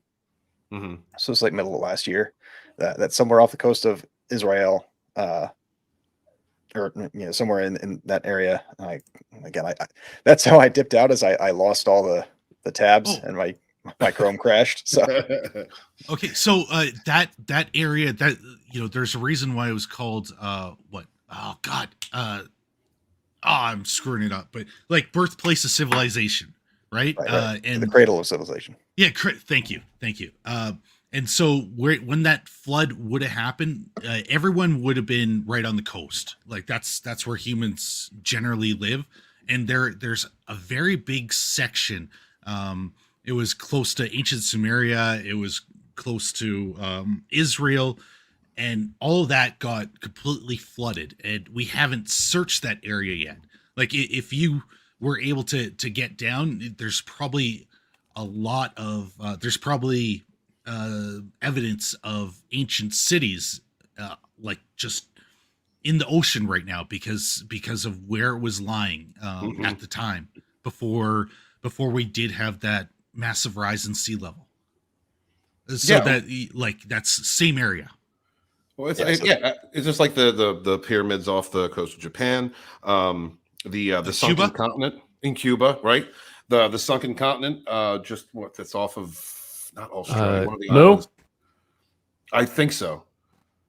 But there's construction there that, how could it have been there unless the sea levels had dropped dramatically, or there's some kind of a rise in low. There's a shift in the crust itself. I'm a big believer in that. There's a lot of constructions out there at high altitudes or beneath the ocean that, to me, can only be explained by the rise and lower of the crust of the tectonic plates or the crust or however I can't think of the words. I'm stuttering. But that just makes sense to me. I don't think it all has to do with the polar ice caps. I don't think it all has to do with the reduction in water. I think that it has to do with the movement of the crust itself. Well, yeah, there's, I think, evidence that supports that too. I mean, we've got several super massive volcanoes. One was responsible for one of the extinctions. Like when that went off, it just absolutely just devastated the earth. And those events would send the tectonic plates shifting to an extreme degree. Absolutely. Darren, like my father before me. Hell, Darren. Darren's going through some rough times right now. Oh, fighting cancer. Man, my love to you. Thank you for being here, brother. F cancer. Absolutely. He says, theory about the Giza pyramid, speed of light. 299.29792 458 meters per second. Tip of the Giza pyramid is 299,792,548 degrees north. It also follows the golden ratio, which we didn't apparently know about when it would have been built. Mm-hmm. There are so many different mathematical principles that are built directly into that Pyramid of Giza. It's insane. It is so insane. Because I'm going to change the title of the stream when we're done, because this has been an awesome conversation, guys. I love this stuff. Me too. And I apologize for jumping so much, because it's like I remember one little bit, like, I get really excited and I start going down that way. I want to go back to his mermaid story, because let's cover this. And actually, there's another one that CJH sent us about warp bubble. Did scientists discover a warp bubble and crunched up space-time? So we're going to cover that in a little bit, but I want to get back to this. Zach, let us know about this. He goes, hi. Hello. Sorry. No, go ahead, man. Go ahead. No, I was just going to say, how many times did he try to tell us about mermaids? And there was something else interesting that, Yeah. Right, y'all are so far over my head. I've just been letting you go. So, like I said in the chat, I've been unable to find a complete, archive of this. I have my partial thing here. I found the image links in the Wayback Machine that you can get, the actual copies of, and then I found what I posted in the chat is a link to like an archive site that looks like it has all the text, but I'm not sure. So if someone wants to go on their own time and piece that together, basically it's this whoever this was is claiming to be. I think if you go scroll down a little bit in that page, there's this Jessica Beck Stimpert who worked for the NOAA, and that actually checked out when I looked at it. Wow. I don't know if the LinkedIn profile is still active, but and it's basically this. There's geographical locations and satellite imagery that shows we're roughly in this area, which again, I think if you scroll down might load up. And I think the links work in both the PDF and this article. Okay. Do you want me to use which links? The down here further? Oh, here they are. Yeah, those. Okay. So, and those are just all links to all the images posted in the thread. This is just something I came across randomly. I think it was like February of last year. And there was, obviously a lot of back and forth about whether it was legit or not, but all the evidence seems legit enough. Well, whoever did it put a lot of work into it. Like, right. Yeah. It's either a really good fake or it was legit. It was removed by Reddit. I want to say within a month for they do that all the time though. Listing personal information. Yeah. But okay. Reddit does that. All the interesting things end up getting taken down for some reason or another.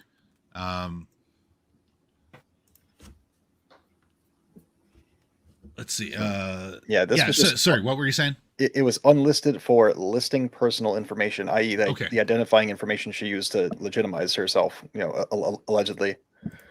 And here's, there's the geographical location that she's talking about in question. Basically, it alludes to, like I said, some kind of humanoid-esque deep sea creature. There's evidence of like laser or plasma tools. We're talking about like holes that were bored in thing, like straight up Aquaman shit, right? Yeah, that's crazy. Okay, do you got pictures for that or what? Unless it's in one of those links, then it's I can look through the links. I'm pretty sure all the links are just geographical locations based on what I can remember. Okay, but where is? Can you give me I do not recognize any of these names here. I'm gonna guess all Greek to me. Yeah, that I was gonna say it's like Greek, you have the Mediterranean Ocean. Right. Let me look up the. Oh, let me look up the latitude. Let me look up the coordinates. Hold on. Because my best guess is gonna be this is in the Mediterranean Sea. Yeah, it's just south of Cyprus, northwest of the coast of Israel. Oh, here. How about Zach? If you want to read a little bit of this off for everybody while I'm looking that up. That'd be awesome. You put something on screen for me to read, sure. Doing it for you, brother. All right, let me enlarge that for you. There we go. Let me know when you need me to move it. I began my career with SRA, the Southeast Regional Aquaculture Office, located in St. Pete in 2008. I hold a master's in biological sciences from FIT and a PhD in wildlife and fishery sciences from TAMU. In 2012, there was an incident of a few beached whales that were investigated by NOAA and a team from the Navy. This was very thoroughly hushed up immediately afterwards. The whales were full of perfectly circular incisions, where large chunks of their flesh had been removed, like cylinders of meat, essentially. At first... sorry. No, go ahead. No, maybe I'll wait till after you do this, and so that you could get through it, but there's a couple things that I could say about that. But yeah, I'll let you just go through it and then do this later. Okay, that's fine. I'll get to the end of this paragraph and then we can divert off because we've been doing that. At first, we thought this had been done after the beaching, but we learned that they washed up that way. What really caught everyone's attention was that the seared flesh around the circumference of the incisions as if they were burned out with lasers. All right, so what were you saying? Okay, so we have found legitimate evidence of the giant squid, and there's when you actually find like wild whales, it looks like they often fight because I think either the whales eat them or the squid want to eat them, and they got these very perfect chunks from the suction cups of these absolutely massive squid. We're talking their eyeballs are the size of beach balls. Right. And we know they 100% exist. I don't think we've ever found a live one. I think there was one that ended up washing up very recently. So that's my first explanation for what that would be. Right. I think the only thing that goes against that is, again, the instance of the burning. But if you attribute that to being like a bruising instead of a burn, it makes sense. So I and totally then agree after time too, because it was beached, you're going to have a wound, and those wounds end up getting devoured first by bacteria and such, insects and bacteria. So and one of the things that often gets misinterpreted is like how fine insects are at actually like removing organs. Like they're exceptionally good at it, and it ends up looking very surgical. Yeah, very surgical. But if you do like time lapses, you can see the insects and bacteria just breaking it down to a fine degree. So like there's my explanation for that. Not that I'm trying to dismiss this. I'm just trying to think of. I don't believe it or disbelieve it. I just remember this was a hot topic back in February of 2020, and it fits kind of what we were talking about. And I gathered all the information on it I could just to present it. Okay, so let's hear more now. All right. Go ahead, Zach. We were all baffled, as we'd never seen anything like this on marine life. Then we got a call informing us that a small team would be conducting a hydrographic survey of the area using the echo sounder of a local vessel. We typically use a technique called multi-beam sonar to scan/map the seafloor in astounding detail. The data we collect is processed by various parties and is usually uploaded to online databases. We were told that this would not be the case for this expedition. Long story short, we found irrefutable evidence of an advanced humanoid species living under our oceans. Wow. Using the multi-beam sonar, we found their dwelling areas and also what appeared to be underwater vehicles of some kind. The creatures themselves were tracked by the Navy over the course of 2 weeks using a submersible equipped with deep-sea observation equipment. What? She claims to have been tracking these things. Like they were still being used. Oh, she says that there was a team that was doing it, but yes. Okay. That's crazy. The creature displayed speed of 70 plus knots faster than a sailfish, which is widely considered to be the fastest creature in the ocean. They also were recorded emitted sounds that resembled marine communications and instruments that also captured the emissions of precise sonar blasts that damaged the hull of the submersible, according to the Navy report. Wow. There is footage of these creatures, including juveniles. The Navy did not share the video with us, but an officer I spoke with gave the following description. They didn't look real. They look like computer animation or something. They have a glow around their entire body, and they moved really fast, like even small movements, like turning their head or moving an arm, that was like watching a high frame rate video. They look nothing like any fictional depiction out there. They do not have a fish tail. They are completely humanoid, but extremely thin and tall.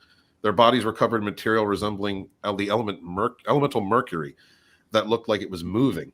They were very interested in the submersible, and they seemed to know they were being observed, as a few times they would swim off, then come back with more creatures. We observed a max of 5 of them at once, varying sizes, but otherwise identical in appearance. Their eyes were completely white, and there was no visible hair, nor any features that implied male-female. No visible ears, and the mouths were wide and lipless.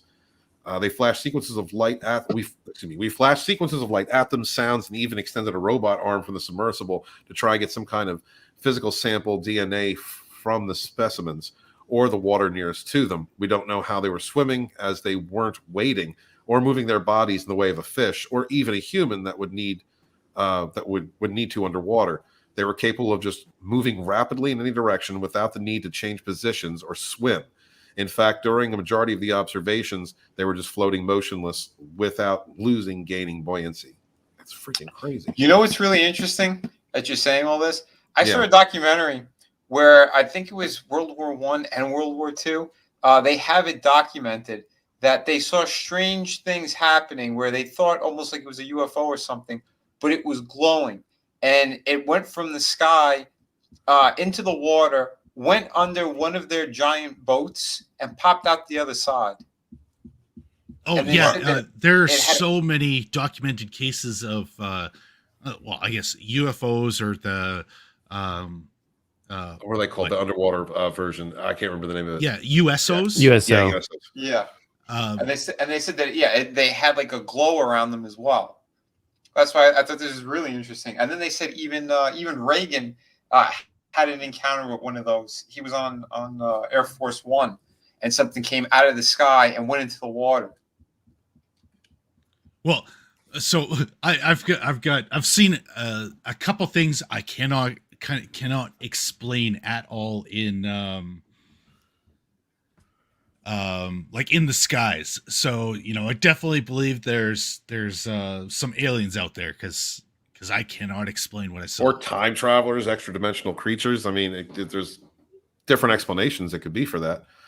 Well, Frankie had an encounter, my brother, when he was in Sicily, and there was there was a group of like, I want to say, maybe 50 to 100 people, because it was out on the beach. They were having like, down there they have kind of like these little parties on the beach and shit. And they said all of them stopped and saw this thing in the sky. And it almost looked like, when the Predator does like the camouflage thing. Mm-hmm. Ooh. And they had like that weird kind of thing about it. And then they saw a couple of lights like glowing. And then this thing just kind of took off in the night. And it freaked the shit out of all of them. And it wasn't 1 or 2 people. We're talking there was at least 25 to 30 people that actually witnessed it out of like that group of 100. Wow. Well, I'll tell you at least one of mine. So I was out in the countryside, and it's far away from the city. So you get this like very clear night sky. Like it's so clear you can basically see the Milky Way, like just the way that it's all formed. Like that's how little light there is from the surrounding areas. And so I'd be outside stargazing because it looks amazing. And you can time your watch to when you see the satellites fly by. And this one time I was just sitting out there watching, and I see what would look to be a satellite, as they're streaking the sky, except then out of nowhere, and I mean in a split second, this light took a 90-degree turn and then took off in that direction. Absolutely no change in speed. Now there's no technology we have right now that could do that. Mm-hmm. Good night to Freeze Peach Gaming. I'm sorry, real quick. Just want to say good night. Thank you guys so much for being here. Appreciate you. Have a great night, bro. Have a great night, dude. Yeah, that's crazy, man. It's like there's it was a full 90 degree turn. I mean, it was hard, and the speed didn't change at all. And I know there's no satellites that can pull that off. No, the amount of G-force that would be going on, or the amount of energy that it would take in order to just stop any of the previous momentum and just go in the 90 degree turn, it'd be insane. Oh yeah, jeez. I'm gonna read a little bit more of this, and yeah. No, I love the conversation, dude. Loving the conversation. I said now we were also craft observer via sonar. Some very large. They would move faster than anything that should be capable of moving underwater. They were not seen or recorded on video, just on sonar. They would at times disappear completely while being observed, as if they left the water or cloaked themselves. We have 2 weeks worth of data in just one area. We were made aware of this. Is one of the many spots around the world where these creatures reside, hidden from view. A briefing that I was able to read during the meeting indicated that the Marnar's Trench is where the largest concentration of these creatures reside, and that they seem to be completely unaffected by the depths. Structures believed to be their dwelling units have been mapped. They are perfectly hexagonal and joined together like a honeycomb. Their composition is unknown. The Navy confiscated most of the hard evidence. All we have are some sonar readings that are all anomalous if you know what you're looking for. That are only anomalous if you know what you are looking for. I want everyone to know this information. We are not alone, but they aren't from power space. In order to exist at these depths and under astronomical pressures, these beings are either invincible or have evolved so far beyond us that they have some kind of technology that negates both of these dangers. This is actively being covered up by every lettered organization and by our military. Other nations are aware of these beings, and I believe some authentic videos may even be mingled in all the doctored stuff. The sightings near Kiat Yam were authentic. We mapped a collection of their dwellings off the coast near Cypress Island. It's crazy. Dude. And there are multiple recorded instances across different cultures showing mermaids.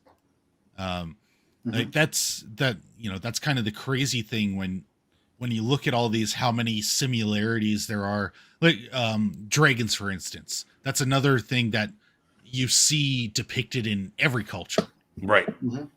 And whenever you hear vessels going out, they talk about like mermaids and stuff. I don't know how much I believe in it, but they're all talking about this. Like they're talking about it for a reason. Wow. So like, what's going on? Apparently this is the multi-beam survey from the different areas where they exist. And I guess you can see the clusters of where these things supposedly are. Wow. Underneath the Arctic Ocean. Yeah. That's freaking nuts, man. I mean, if it's true. I mean, I like the story as it says. Yeah. Here's the Marnar's Trench, the Marnar Trench. This is supposedly where all of these honeycomb structures are existing. That's pretty cool, Zach. Thank you. Glad that sparked some conversation. Yeah, man. Oh, dude, yeah, hell yeah. Let's hope that the globalists and the elites don't use it to try to traffic more kids to. Yeah. Let's hope that, and let's hope that Fauci can't get any jabs down there. Right? There's so much more bigger things in the world, and like you just the destruction that these creeps are doing now is just mind blowing. But yeah, where we're going, we don't need jabs. Okay, so one last time, here's the coordinates that was brought up from where this survey took place, and it's right there in the Mediterranean, right there south of Cyprus. That's freaking nuts, man. I mean, it's either real or it's a real good fake. Yeah, no shit. Yeah, like you said, there's so much work that they put into this. I don't know, man. Some people do that though, they're bored, and so they put things together. That's not to outright dismiss it, but like people do, right? They go to extreme lengths. there were people caught making crop circles and stuff, and the way that they ended up bending the crops was like very simple. But then you've got other depictions where you're getting like disturbances when you bring electronics in, but Right. there were a couple people that were found to make them not nearly as intricate as some of the others. It's just I don't know where I'm going with this. No, I know exactly where you're going with this. Yeah, this is the way I look at it. There's definitely people out there, nerds, mathematicians, whatever, that want to go out there and make these circles and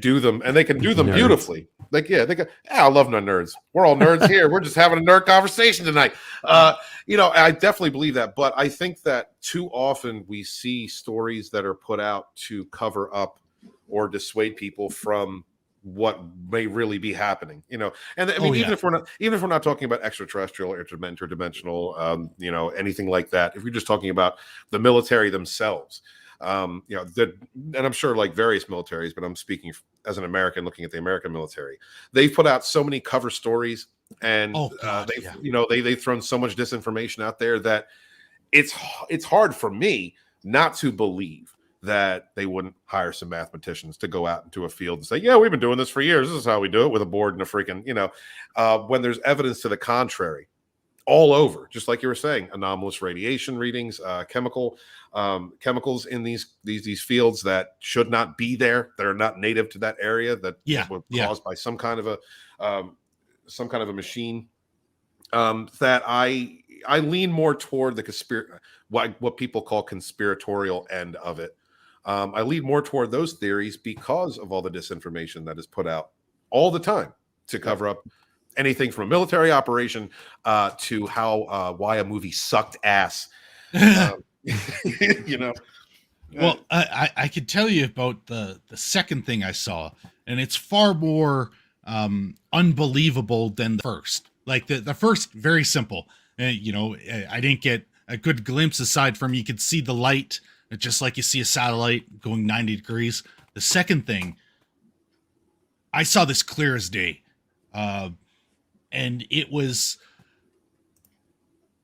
an object that would be, if you stacked like two motorcycles together, side by side, lengthwise, like from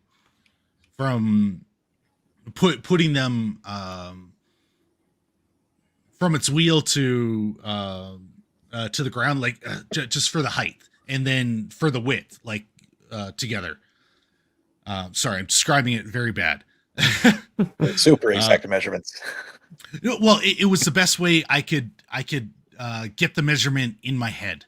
It looked just bust on you. Yeah. The measurement would have looked like two motorcycles stacked side by side. Okay. But the very top was bulbous. It had two arms. The right one was longer. It jutted out a little bit farther, and they each had a tiny instrument on it. It was a very metallic color, but not shiny. And I saw this. It was an exceptionally windy day, and I bring that up because like the wind was like pushing me as I walked, and it had absolutely no effect on this thing, and it was above me. It was above the community.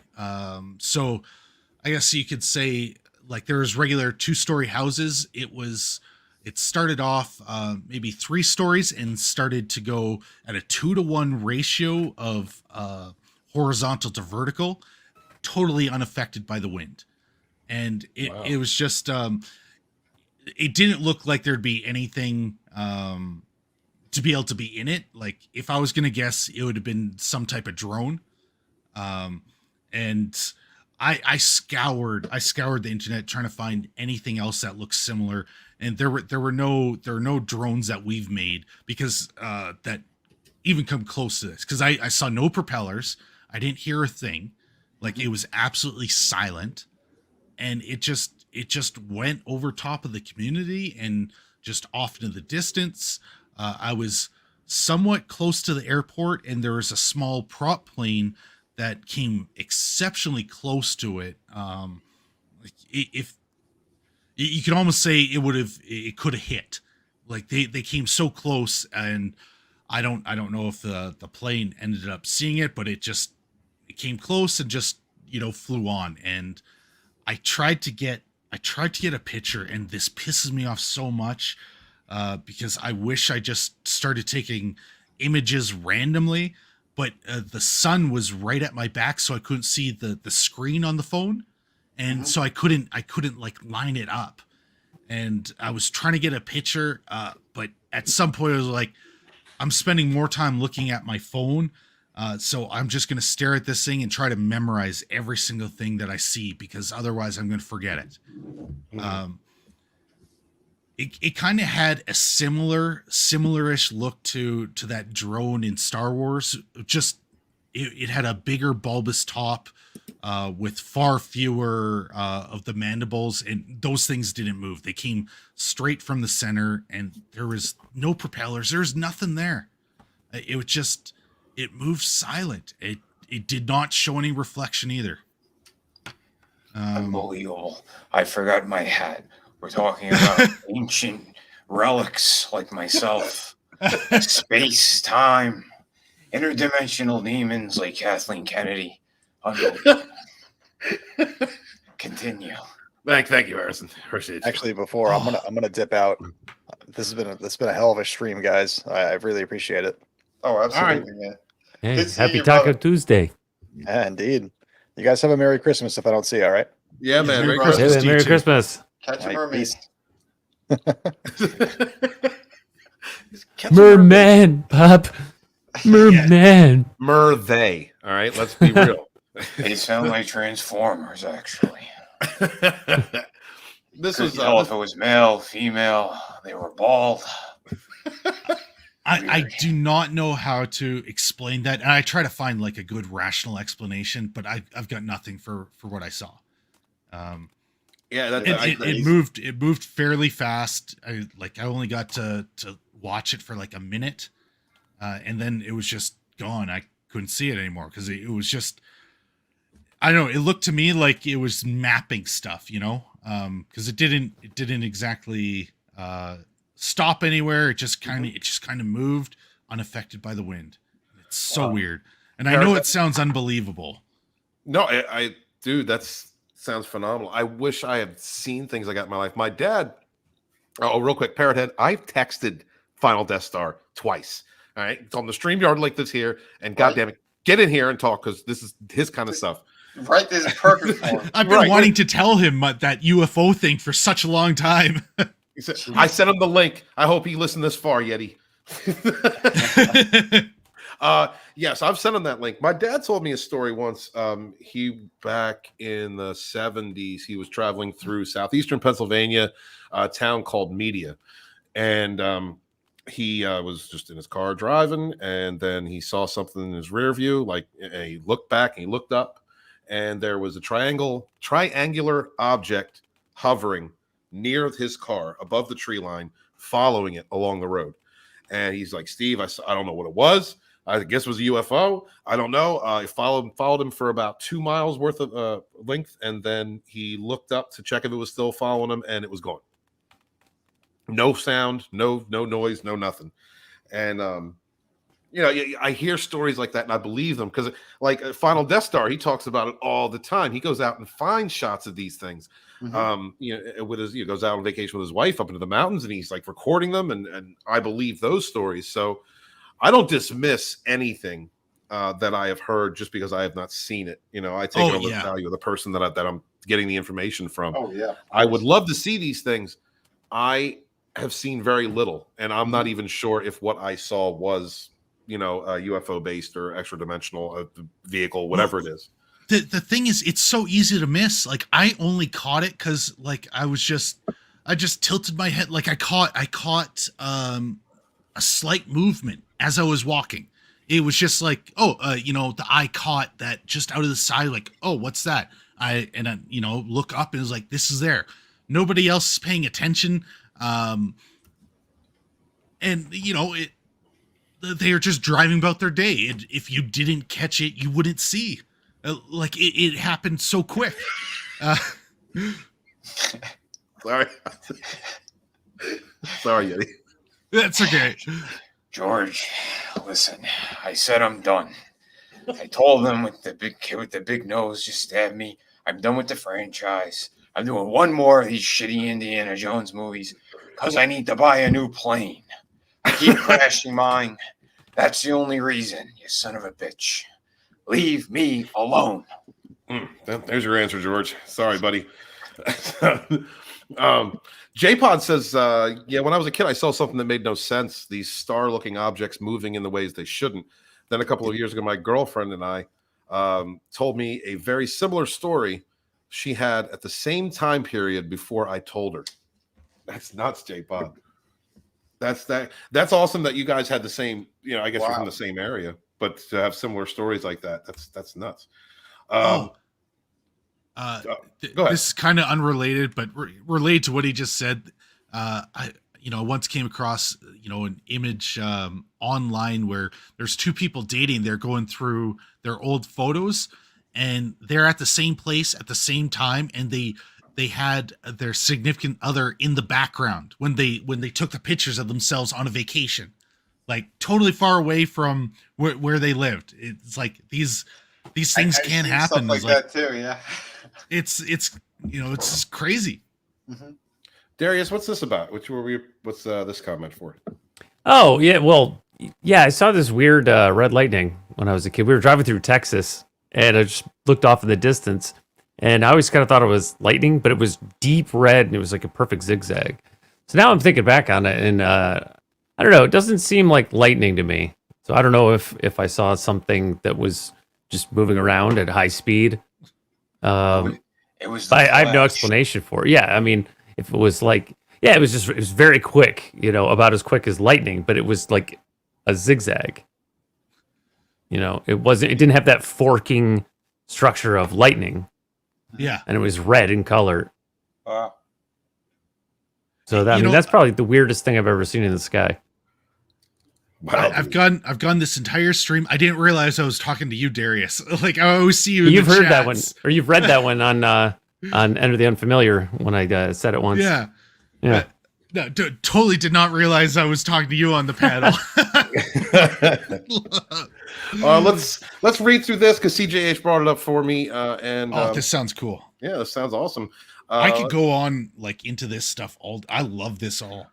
That's great. Just trying to figure out what's happening. Absolutely, man. No, I love these topics. I'm glad we kind of veered this way. I'm definitely going to change the title of the stream as we didn't even go near Spider-Man. Wait, this is supposed to be a Spider-Man stream? Yeah, I was going to talk about whatever in Spider-Man, and I was going to go over this article, but that's not the direction we went in. There's my ship, the Enterprise. Yep. Jumping from star system to star system with the push of a spacecraft's warp drive throttle is a kind of Star Trek-inspired future tech that has very little in common with space travel today. Achieving this sci-fi future would require not only new technology, but breaking one of nature's most fundamental rules, the speed of light.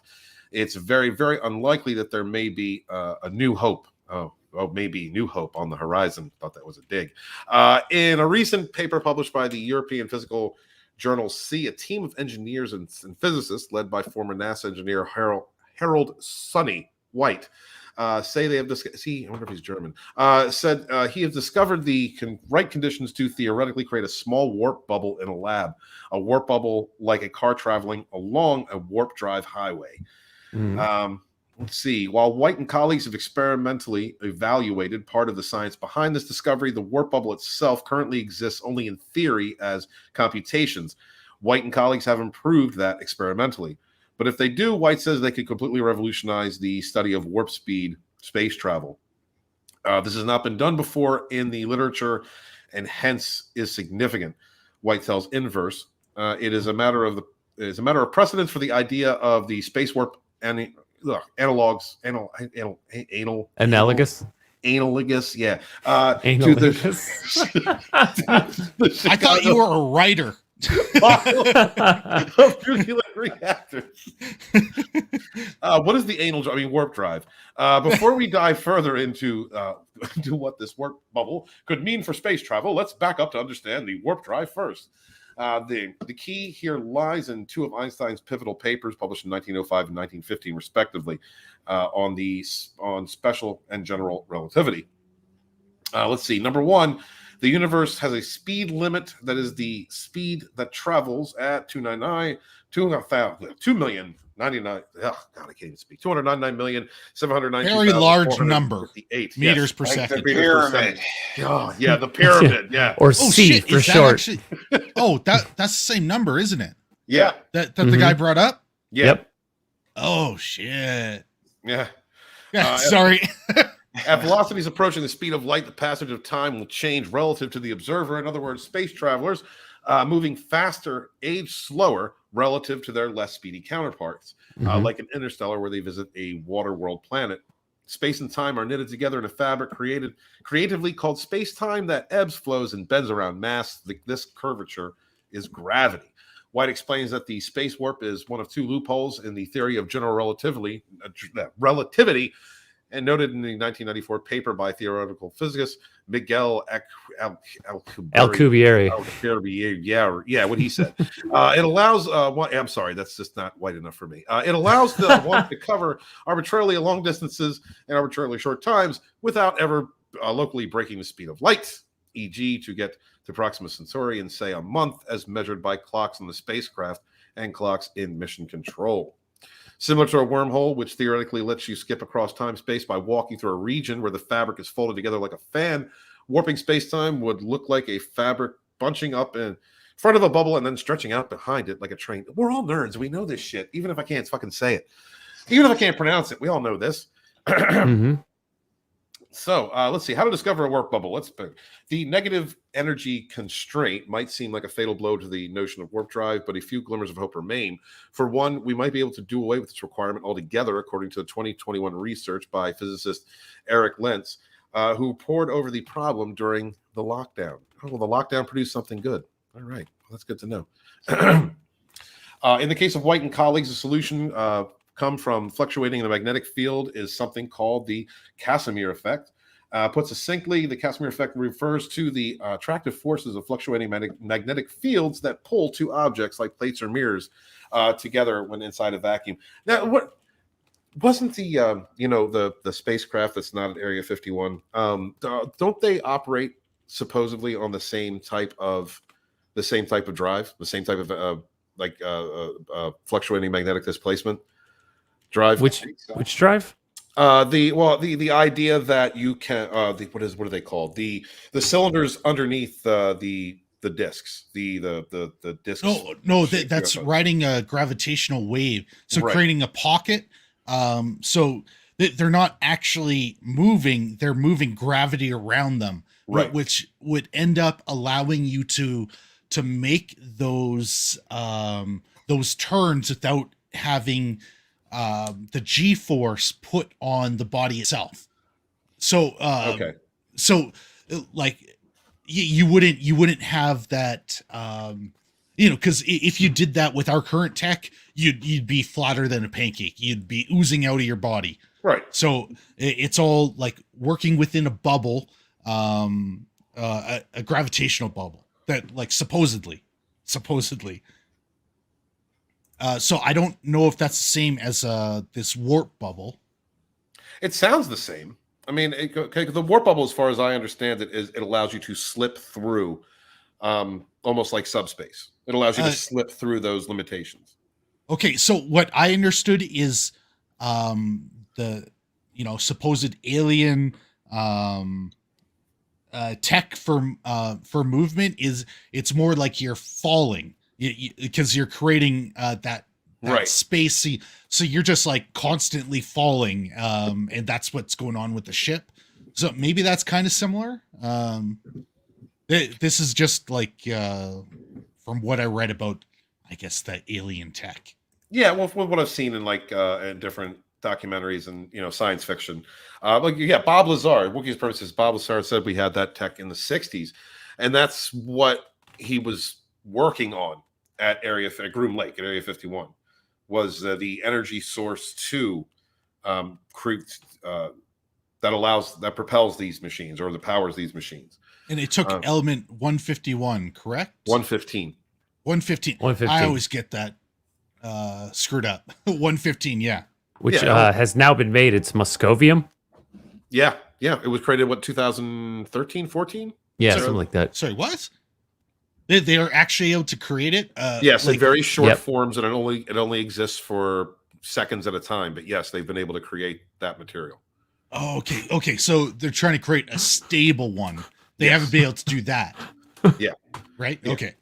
So the energy sources that the supposed UFOs that Bob Lazar worked on ran on that a sturdy version of that element. But it didn't exist. The government was saying he's a quack. It doesn't exist. He wasn't. They basically just erased him from from the college that he went to and the schooling and everything. They did everything they could to discredit him. And now and they're Los making Alamos the shit in labs. Yeah, and now they're making the shit in labs.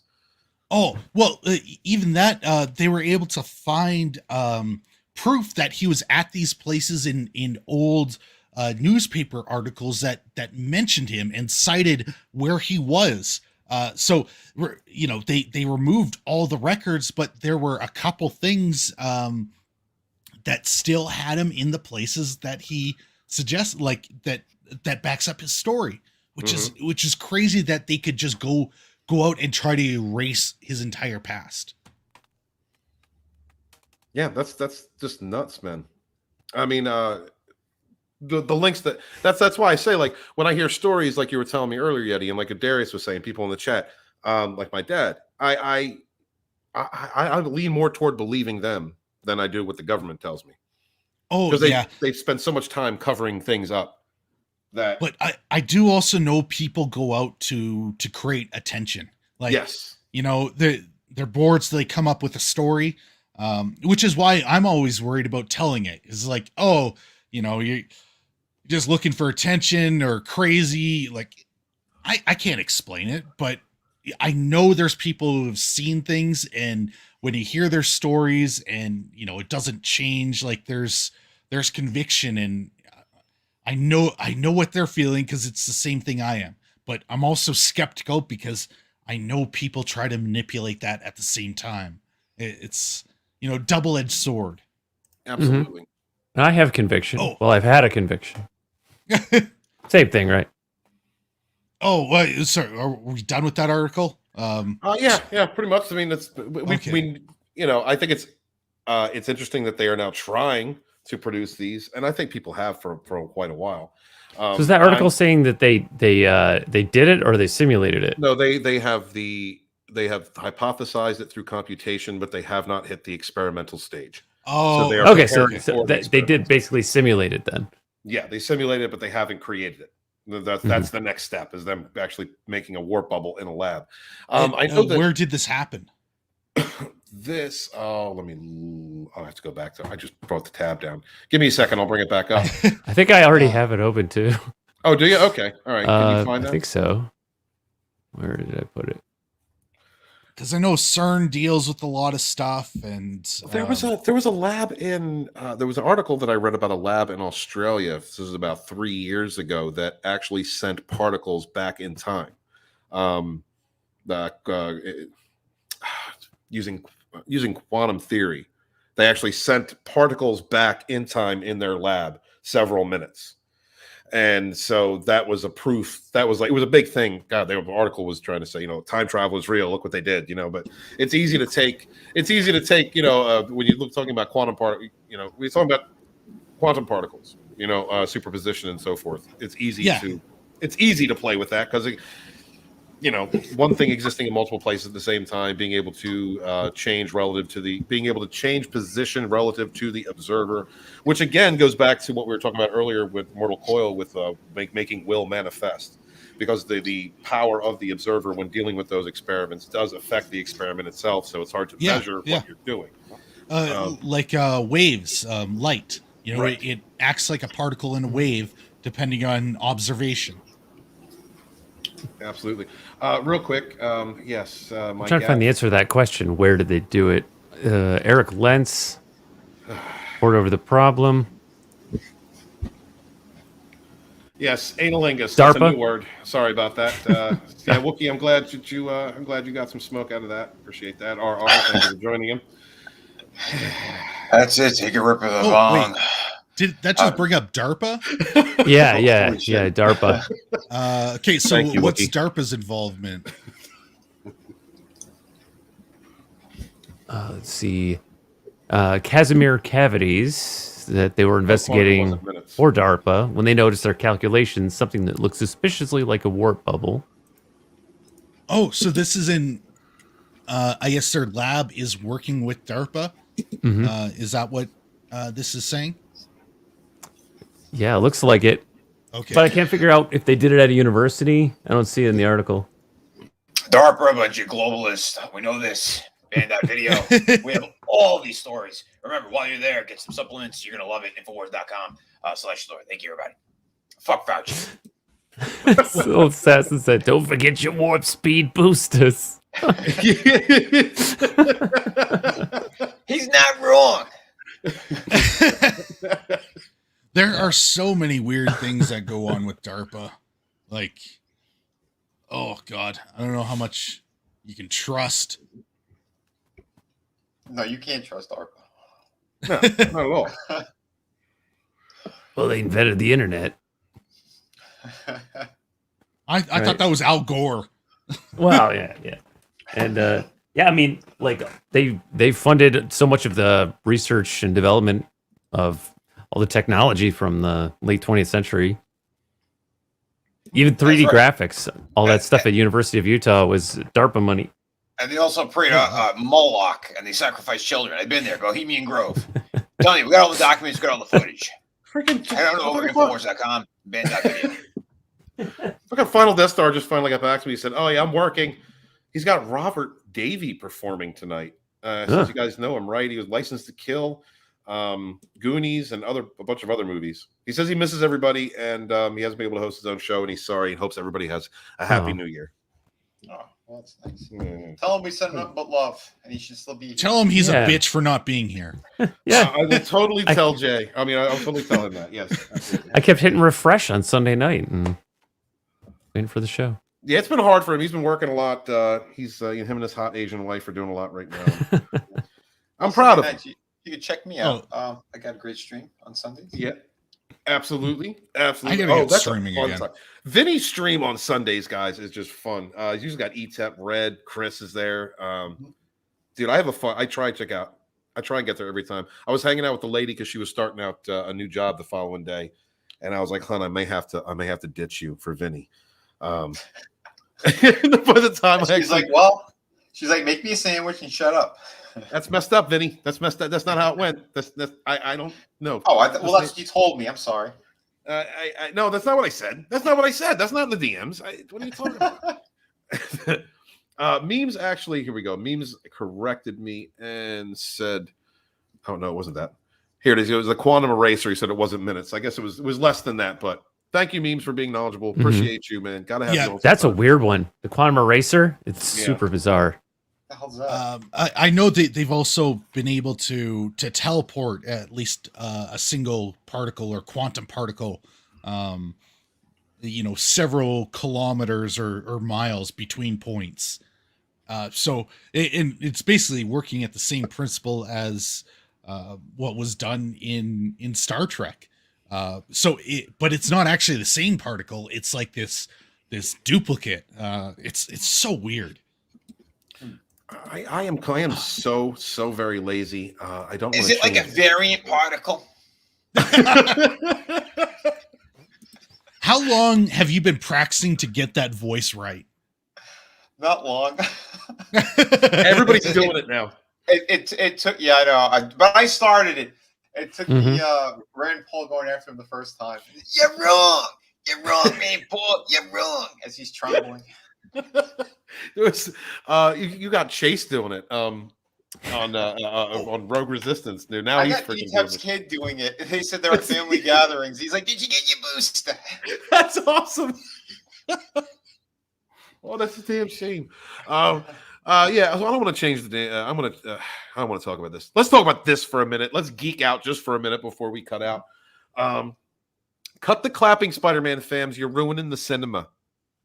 Do you understand that? Do you guys understand that when you see Spider-Man and you're clapping because you love it, you're ruining the experience for everybody, for people that are there just to hear the movie? Well, I kind of agree with it, because when there was a couple scenes that happened in the movie, I'm like, I can't hear what the hell they said at all. You know, it's a line from a character that we didn't think was going to be in it. We kind of got rumblings of it, and I'm like, well, what the hell, man? What did he just say? They were cheering for like 2 minutes straight. I'm like, all right, now his scene's done, and I don't know what the hell just happened. Thank you. All right, well, Vinny, you know what the heck? I don't know what to tell you. They need to do. All right, take a page from Final DeathStar's wife. I know in their cinema, they usually wait until after the film. Then, if they really like it, they get up and applaud. All right, well, maybe, you know, I don't want to do that. Maybe I want to clap when Toby Maguire came on screen. All right, maybe I want to do that. Son of a bitch! I'm sorry. That's my booster. Act like the rest of the grown men and happily cry and smile and just shut up. No, I don't want to be grown. I want to be a boy in the theater. What are we, a Scientologist giving birth? Saving cinema. Like there's finally something worth cheering about. Right. True. It's not not all sadness and pain and dried tears. Spider-Man defeated COVID. All right, and it infuriates me. Everyone went out to the cinemas and they weren't worried about COVID. Those sons of bitches. And they called me the Oh. Was not expecting that. No, I didn't expect that. That's a hell of a grin. Like that's a grin you wouldn't want to see after getting roofied at a gay bar. You know, like that's what grin would you want to see after getting roofied at a gay bar? You wouldn't want to see any grin. Just saying, like that would be like the most frightening of all the grins that you might see after an experience like that. That's all I'm saying. It can be hard to read the room when you go to the cinema, unless people start walking out in protest. The cinema auditorium sometimes has a loaded dissertation at the polling booth, and if you don't find out who's on the government, who the next government's going to be until the credits start rolling. I remember going to see a preview of Moonlight, whatever, blah blah blah blah blah blah blah. Spider-Man: No Way Home. Slightly more obvious. 10 minutes. Every 10 minutes or so, the audience would break in applause. He's complaining about applause. I'm sorry, Vinny. I didn't did you write the this article? Did you? Oh, you didn't? Okay, just make it. Okay. I just agree with some of it, not all of it. Lewis Chilton wrote it. I could read that, which means he might be white. Son of a bitch. It's a trend that has increasingly taken hold of modern. Why are we starting all the trouble? White people. Whoa, hold on. A trend. Wait, they brought Trump up in this? It's a trend that has increasingly taken hold in the modern franchise blockbuster, one that is particularly prevalent among Marvel audiences. When Avengers Endgame was released, videos went viral of crowds hooting and hollering when Captain America picked up Thor's hammer, cheering just like they scored the winner. Yes, people have fun at the cinema. They've done this since it first started. There's video you can go find of when people are watching the original Star Wars. They were cheering in the theater. If you're excited, you do that. Normal people do that. Yep. They were wrong. Dude, that I remember when I saw that, man, when that hammer went to him, dude, the entire theater exploded, you know? And it just felt good. It felt right. It did. It did. Tommy the Game picked for $5. So Walton has been roofied at a gay bar? No. Christy said so now it's confirmed. No, Tommy, you're wrong. He was roofied multiple times. That's why he knows like what type of smiles and grins you should see after. No. I was just I didn't know. That's not how it was meant. Send him some more super chats. He deserves it. That poor guy's been roofied. I feel like I'm watching the birth of the next Walton meme. No. Everyone, no, stop. Can Walton come out and play? Oh my God. Walton roofies. You'll forget everything. Oh no. Somebody roofied me once. And you know what? It's fantastic because I applaud every time you peasants lose more money and die. It's the one roofie trusted by Joe Biden. Forgets everything. Fuck these globalists, each and every one of them, and their dirty, disgusting assholes. I'm sorry, Walton. I know it's too close to home, but Infowars.com, we have all the info. Check it out. Get some supplements, vitality pills, t-shirts. Do it all, please. Your funding helps this operation. Thank you very much. I don't like how this is turning out now. I might have to take the stream down. Thank you. You brought this up yourself. You changed the subject. I was finding out interesting things, and then you brought up all this stuff in your roofie days, and we were pretty good with aliens and weird space stuff, but you went there, so it's your own fault. I didn't do this. This is Tommy and Vinny, and I didn't do. Okay, so yeah. Tommy can't be here tonight, so I'm just picking up the slack a little bit. Sorry. That's. Yeah, in Spider-Man, the audience applauded when certain characters appeared. They applauded when certain poses were struck, when certain jokes were made, and even if they weren't funny enough to provoke much actual laughter. This guy can dictate to you what is funny and what is not. Thank you. The only acceptable time someone could cheer, according to this guy, is when he's watching the bull fuck his wife. Oh, shit. Damn. Hats off. He's got his popcorn and his soda right there. Waiting for it. No, Damn, I was just pissed at that the first one. And we know in the apartment with Peter, in case people didn't see it, I'm not going to say who it was. But when that happened, I'm like, I really wanted to hear what the character had to say. But other than that, I was fine with it. No, brutal. No. No, thank you, sir. All right. So is this the same article that basically calls out fans for liking like references and basically like fidelity to the franchise? Yes. Yeah, I think so. Yeah, what did William Dafoe do though? Like that. What do you mean? Yeah, what did I miss there? I know that's off topic, but William Dafoe and sponsoring your roofies? Why is he involved?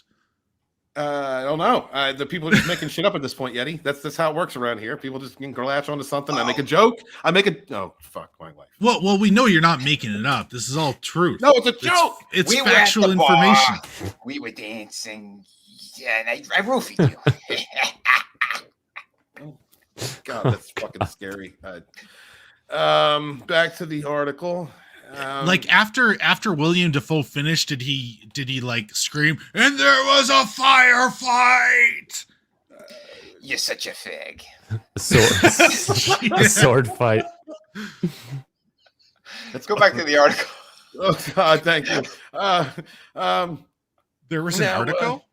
Yeah. Appetestably, a cinema people full whooping. Okay, hold on. Whooping and clapping isn't exactly what's going on, and also, I can't even read no more. Fuck my life. It's a communal experience. After all, that is becoming one of cinema's sole selling points, as big screen TVs and direct-to-streaming blockbusters chip away at the rest. Of course, at its best, going to the cinema is a wonderful collective experience. Sudden, shocking moments like the ending of The Sixth Sense or Brad Pitt's death and Burn After Reading are we met with visceral gasps. Just like watching my wife get gang banged on Saturday night. It's communal. Hats off. Strings at the climax of No Time to Die were underscored for many by the quiet sobs of people around them. There's no understating the power of a communal viewing experience. I can't, Yeti. I keep thinking about that. Brought to you by Walton Roofies. No. The best films make you feel as if you and your fellow cinema goers have gone through something together. Horror films and comedies are often particularly fruitful in this regard, with laughs and screams en masse. But that's not what's going on in films like Spider-Man No Way Home. I'm applauding us. Go ahead. No. So basically, he said no one was applauding during the new 007, and that's what he's comparing it to. That sad movie. What he's saying is that people are clapping at No Way Home, not because it's funny and not because they're excited, but because it's for some other reason. It's because they need to. They need the film to do well. So that's why they didn't clap at James Bond? I guess. How about because James Bond, from what I heard, is just a piece of shit of a movie that destroyed the franchise. Yeah. So people are getting excited when there's no bullshit in their movies. Like, this isn't hard to understand. Well, they're looking at it backwards. And like this next paragraph, I think, is the one that I read. And it really just sort of shows you what's going on in their mind. You know, that when we actually have a movie that we like, you know, that's good, and it gets us excited, that's what's killing cinema. I'll tell you right now, these assholes in Hollywood, they can't stand like that the Marvel movies, these big comic book movies are pulling in that much money. They've made this vocal in so many different ways, and now they're trying to approach it in a different angle. They're trying to take it from the side now of, oh yeah, it's just they're too happy when they're there and they're making too much ruckus. No, people. Isn't it beyond that? Because the last couple Marvel movies have just sucked absolute hemorrhoid ass.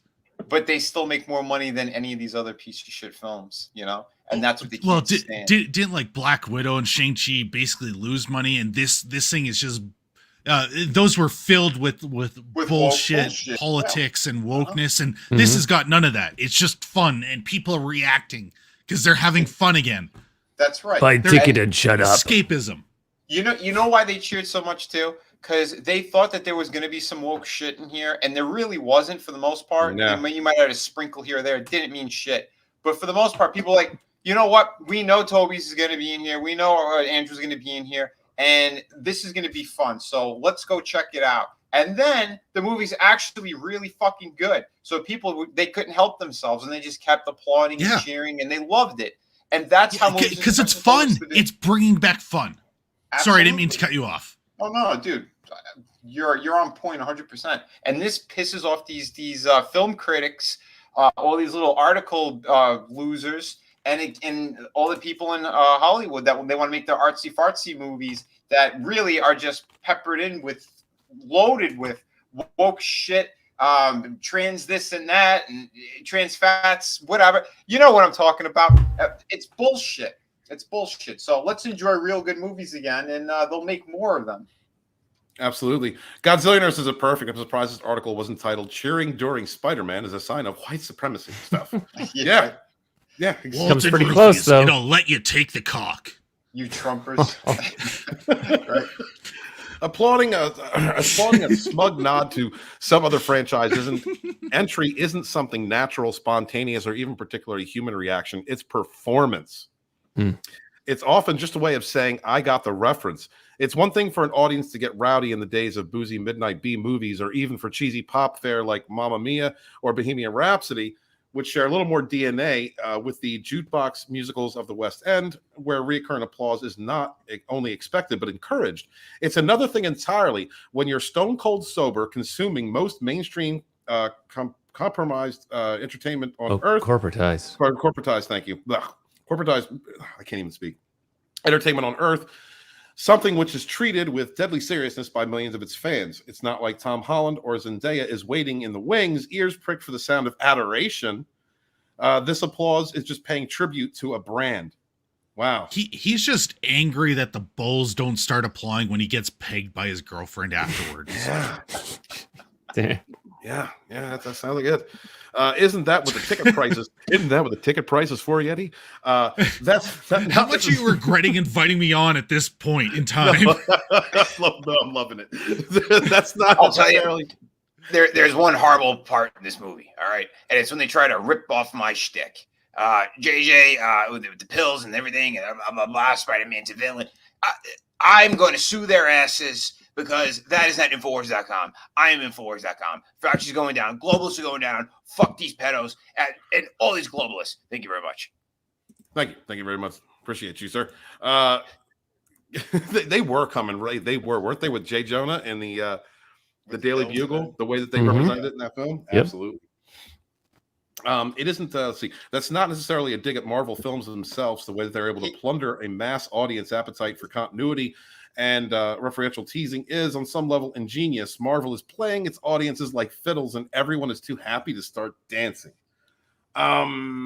This article's gay, but you know, Jones actually he did bring that up. He did bring it up. He said he saw Spider-Man and he was like, what do they do? They made him the villain. Well, can I just say something about that paragraph? Because it just shows that the author fundamentally does not understand fandom. Because they're describing fandom, but in a way that shows they don't get it. It was also a Sony movie, not Marvel. Right. Like, well, that too. Marvel is just slightly associated, but it's Sony.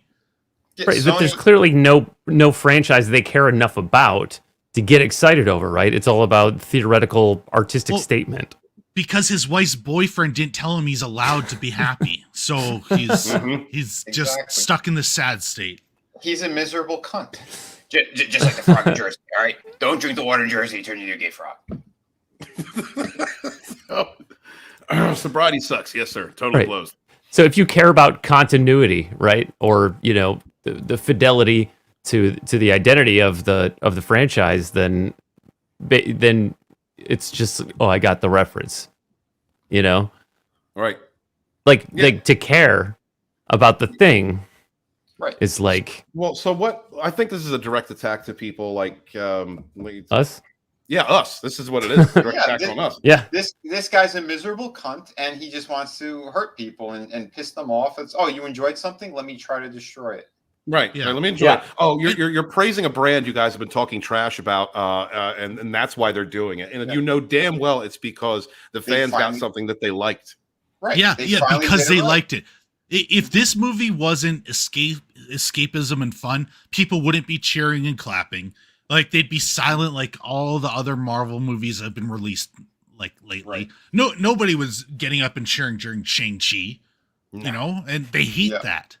Because that had all their, or the Eternals, because that had all their bullshit messaging like jammed in there, and nobody wanted it, nobody cheered for it, but you get fun again, and people are like, yes, finally, they're excited, they just they're overjoyed and making sounds in the theater. Yeah, you know what the article should have been? Hey, Spider-Man just unified the world, broke records, beat COVID. Something we should praise and accept and enjoy. That's what the article should have been. Isn't it the 5th highest grossing opening of all time? Like, I think so. This is 5th highest. This isn't like the best just during in the coof times. No. This is 5th highest grossing ever. Yeah, but if that huge pandemic excuse. If that huge pandemic box office doesn't get you to take your boosters, it's a failure. So before the end of the year, I got to do something I promised Tommy I'd do. He brought this over for me. This is there he goes, Walton's coffee ass scented candle. I've been afraid to light this bastard. I will be doing it soon, and I will record the experience for Tommy. And it'll take one of his Walton roofies to forget the smell. He had it in 2 bags, and now I understand why. Hold on, I gotta put this back in here. Oh, what's the name? There's the chemical name for the smell of poop. Somebody brought it up like a week or two ago. Who brought up the chemical name or chemical smell of poop? Who brought that up? It's a chemical because you could buy it. They isolate it, they've isolated all the smells. Like rotting fish is putrescine. There's one for the smell of poop. It's Kathleen Kennedy's breath. Hold on, I'll be right back. Medical terminology. I'll be right back. Yeah, it's like some yellow chemical, and you could buy it for racist. Yellow? No, it couldn't be white. Well, her teeth it should be colorless. Her teeth are yellow. Her breath is shit. I want to know what he put in that candle that is so bad to just open up. It's not a regular candle. No, it's fucking it's terrible. It's terrible. Fuck this shit. I gotta go. It's been great to see you guys. That's oh my god. You didn't even light it yet? Did you open it? You opened it, huh? No, I just the one bag. I didn't open up the other bag. It came through. It's really that bad? I'm not shitting you, y'all. It's really bad. I seriously had to spray that shit. Oh my god. I'm gonna light it and I'll imagine record if it. you got pulled over and the cop's like, "What the hell is that? Open it up." Oh, it's not going in my car, bro. It's not going in my car. I might leave my house when it's done. I don't know, but Tommy, thank you for making that for me. It's the smell of the orgy in a gay club after all the men came. It smells like pretty fly. Ah. Deej. All right. Well, yeah. Oh, so thank you guys so much for being here. Thank you. And we're gonna go through and say goodbye to everybody. Shit. Yeah. Tell them where they can find you, Darius. Thank you. Hey, you can find me at youtube.com/DariusM. After the new year, I plan to return to live streaming regularly at the normal time, Monday nights at 8 p.m. And maybe a little extra since I'll only have one job after that. So yeah, come check it out. All right, thank you very much, Mods. If you could please put a link to his channel in the description. Next up is Vinnieart. You okay? Hey guys, you can find me laughing at Walton. No, Vinnieart is my YouTube channel. Walton, if you're still alive, if that candle didn't kill you, you're still scheduled for Friday. I'll be having a stream on Christmas Eve. I'll do it a little bit earlier. It'll be around 4:30ish p.m. That way, get some of European friends over as well if they're around. But definitely check that out. And then Shadow of the Kraken. That's my newest book. I'm like maybe one sale away from like 18,000. So if you guys could help out, that'd be awesome. I am literally working on like the last page and a half of the book for pencils and inks. Then I have some coloring to do on a few pages, but the book's going to be ready in first quarter of 2022. So we're right there. We're at the home stretch pretty much. So please check out all that great stuff. And yeah, if you're still looking for books that ship immediately, I have Through the Woods, the hardcover ghost story. That's 100 pages, European format. Just a beautiful, beautiful book.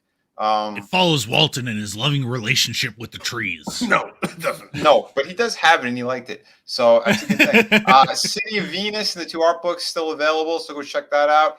My next project right after I'm done and fulfilled with Shadow of the Kraken is going to be City of Venus 2. And that'll be another 52 pages. So yeah, my books are going to be bigger this time out. And yeah, lots more great stuff coming this year. And you could also find me, well, the guy who wrote that article, you can find me banging his wife. Check all that out. Thank you very much. Thank you very much. You know the shtick. Infowars.com. Ban that video. Thank you. All right. Thank you very much, Vinny. Guys, please check out Vinnieart and support his projects. If you guys can throw some links out to those projects out and share them out on your social media, I greatly appreciate it. Thanks for being here, Vinny. Next up is YetiCast. Yeah, you can find me at YetiCast on YouTube and Odyssey and Twitter. It's all at YetiCast. Check out my videos. I'll try to do some more live streaming soon. Yeah, just go check out my channel and have fun. And then support everybody else in the community because these are all awesome people, and they deserve it. Awesome. Hell yeah. I don't think I've got any more pitch than that. Okay. All right. Yes, I was on mute. I was clearing up my throat. Thank you. Thanks for being here, Yeti. Appreciate all you guys being here tonight. Thank you so very much. I appreciate you. Make sure to support your independent creators out there, your favorite 2 or 3 YouTube channels. Make sure to share out links. And those indie creators out there, whether they're making books like people like Kai, like Adega, like myself, make sure to share them out along with your favorite comic skaters, indie comic creators like Vinny, like Red, like Miriam. Please share out links. We really appreciate you guys supporting us so much. And yeah, we don't have an industry to support us. We only have each other and we rise together. I am author Stephen Walton, the Fandom Menace historian, your historian, born in the chats with my brothers and sisters fighting for our modern mythologies. Wash your hands, wash your ass, be good to each other, yet suffer no fools. Peace. Vaginas in the rain, so many fucks given. Wet ass vagina, vaginas in the rain.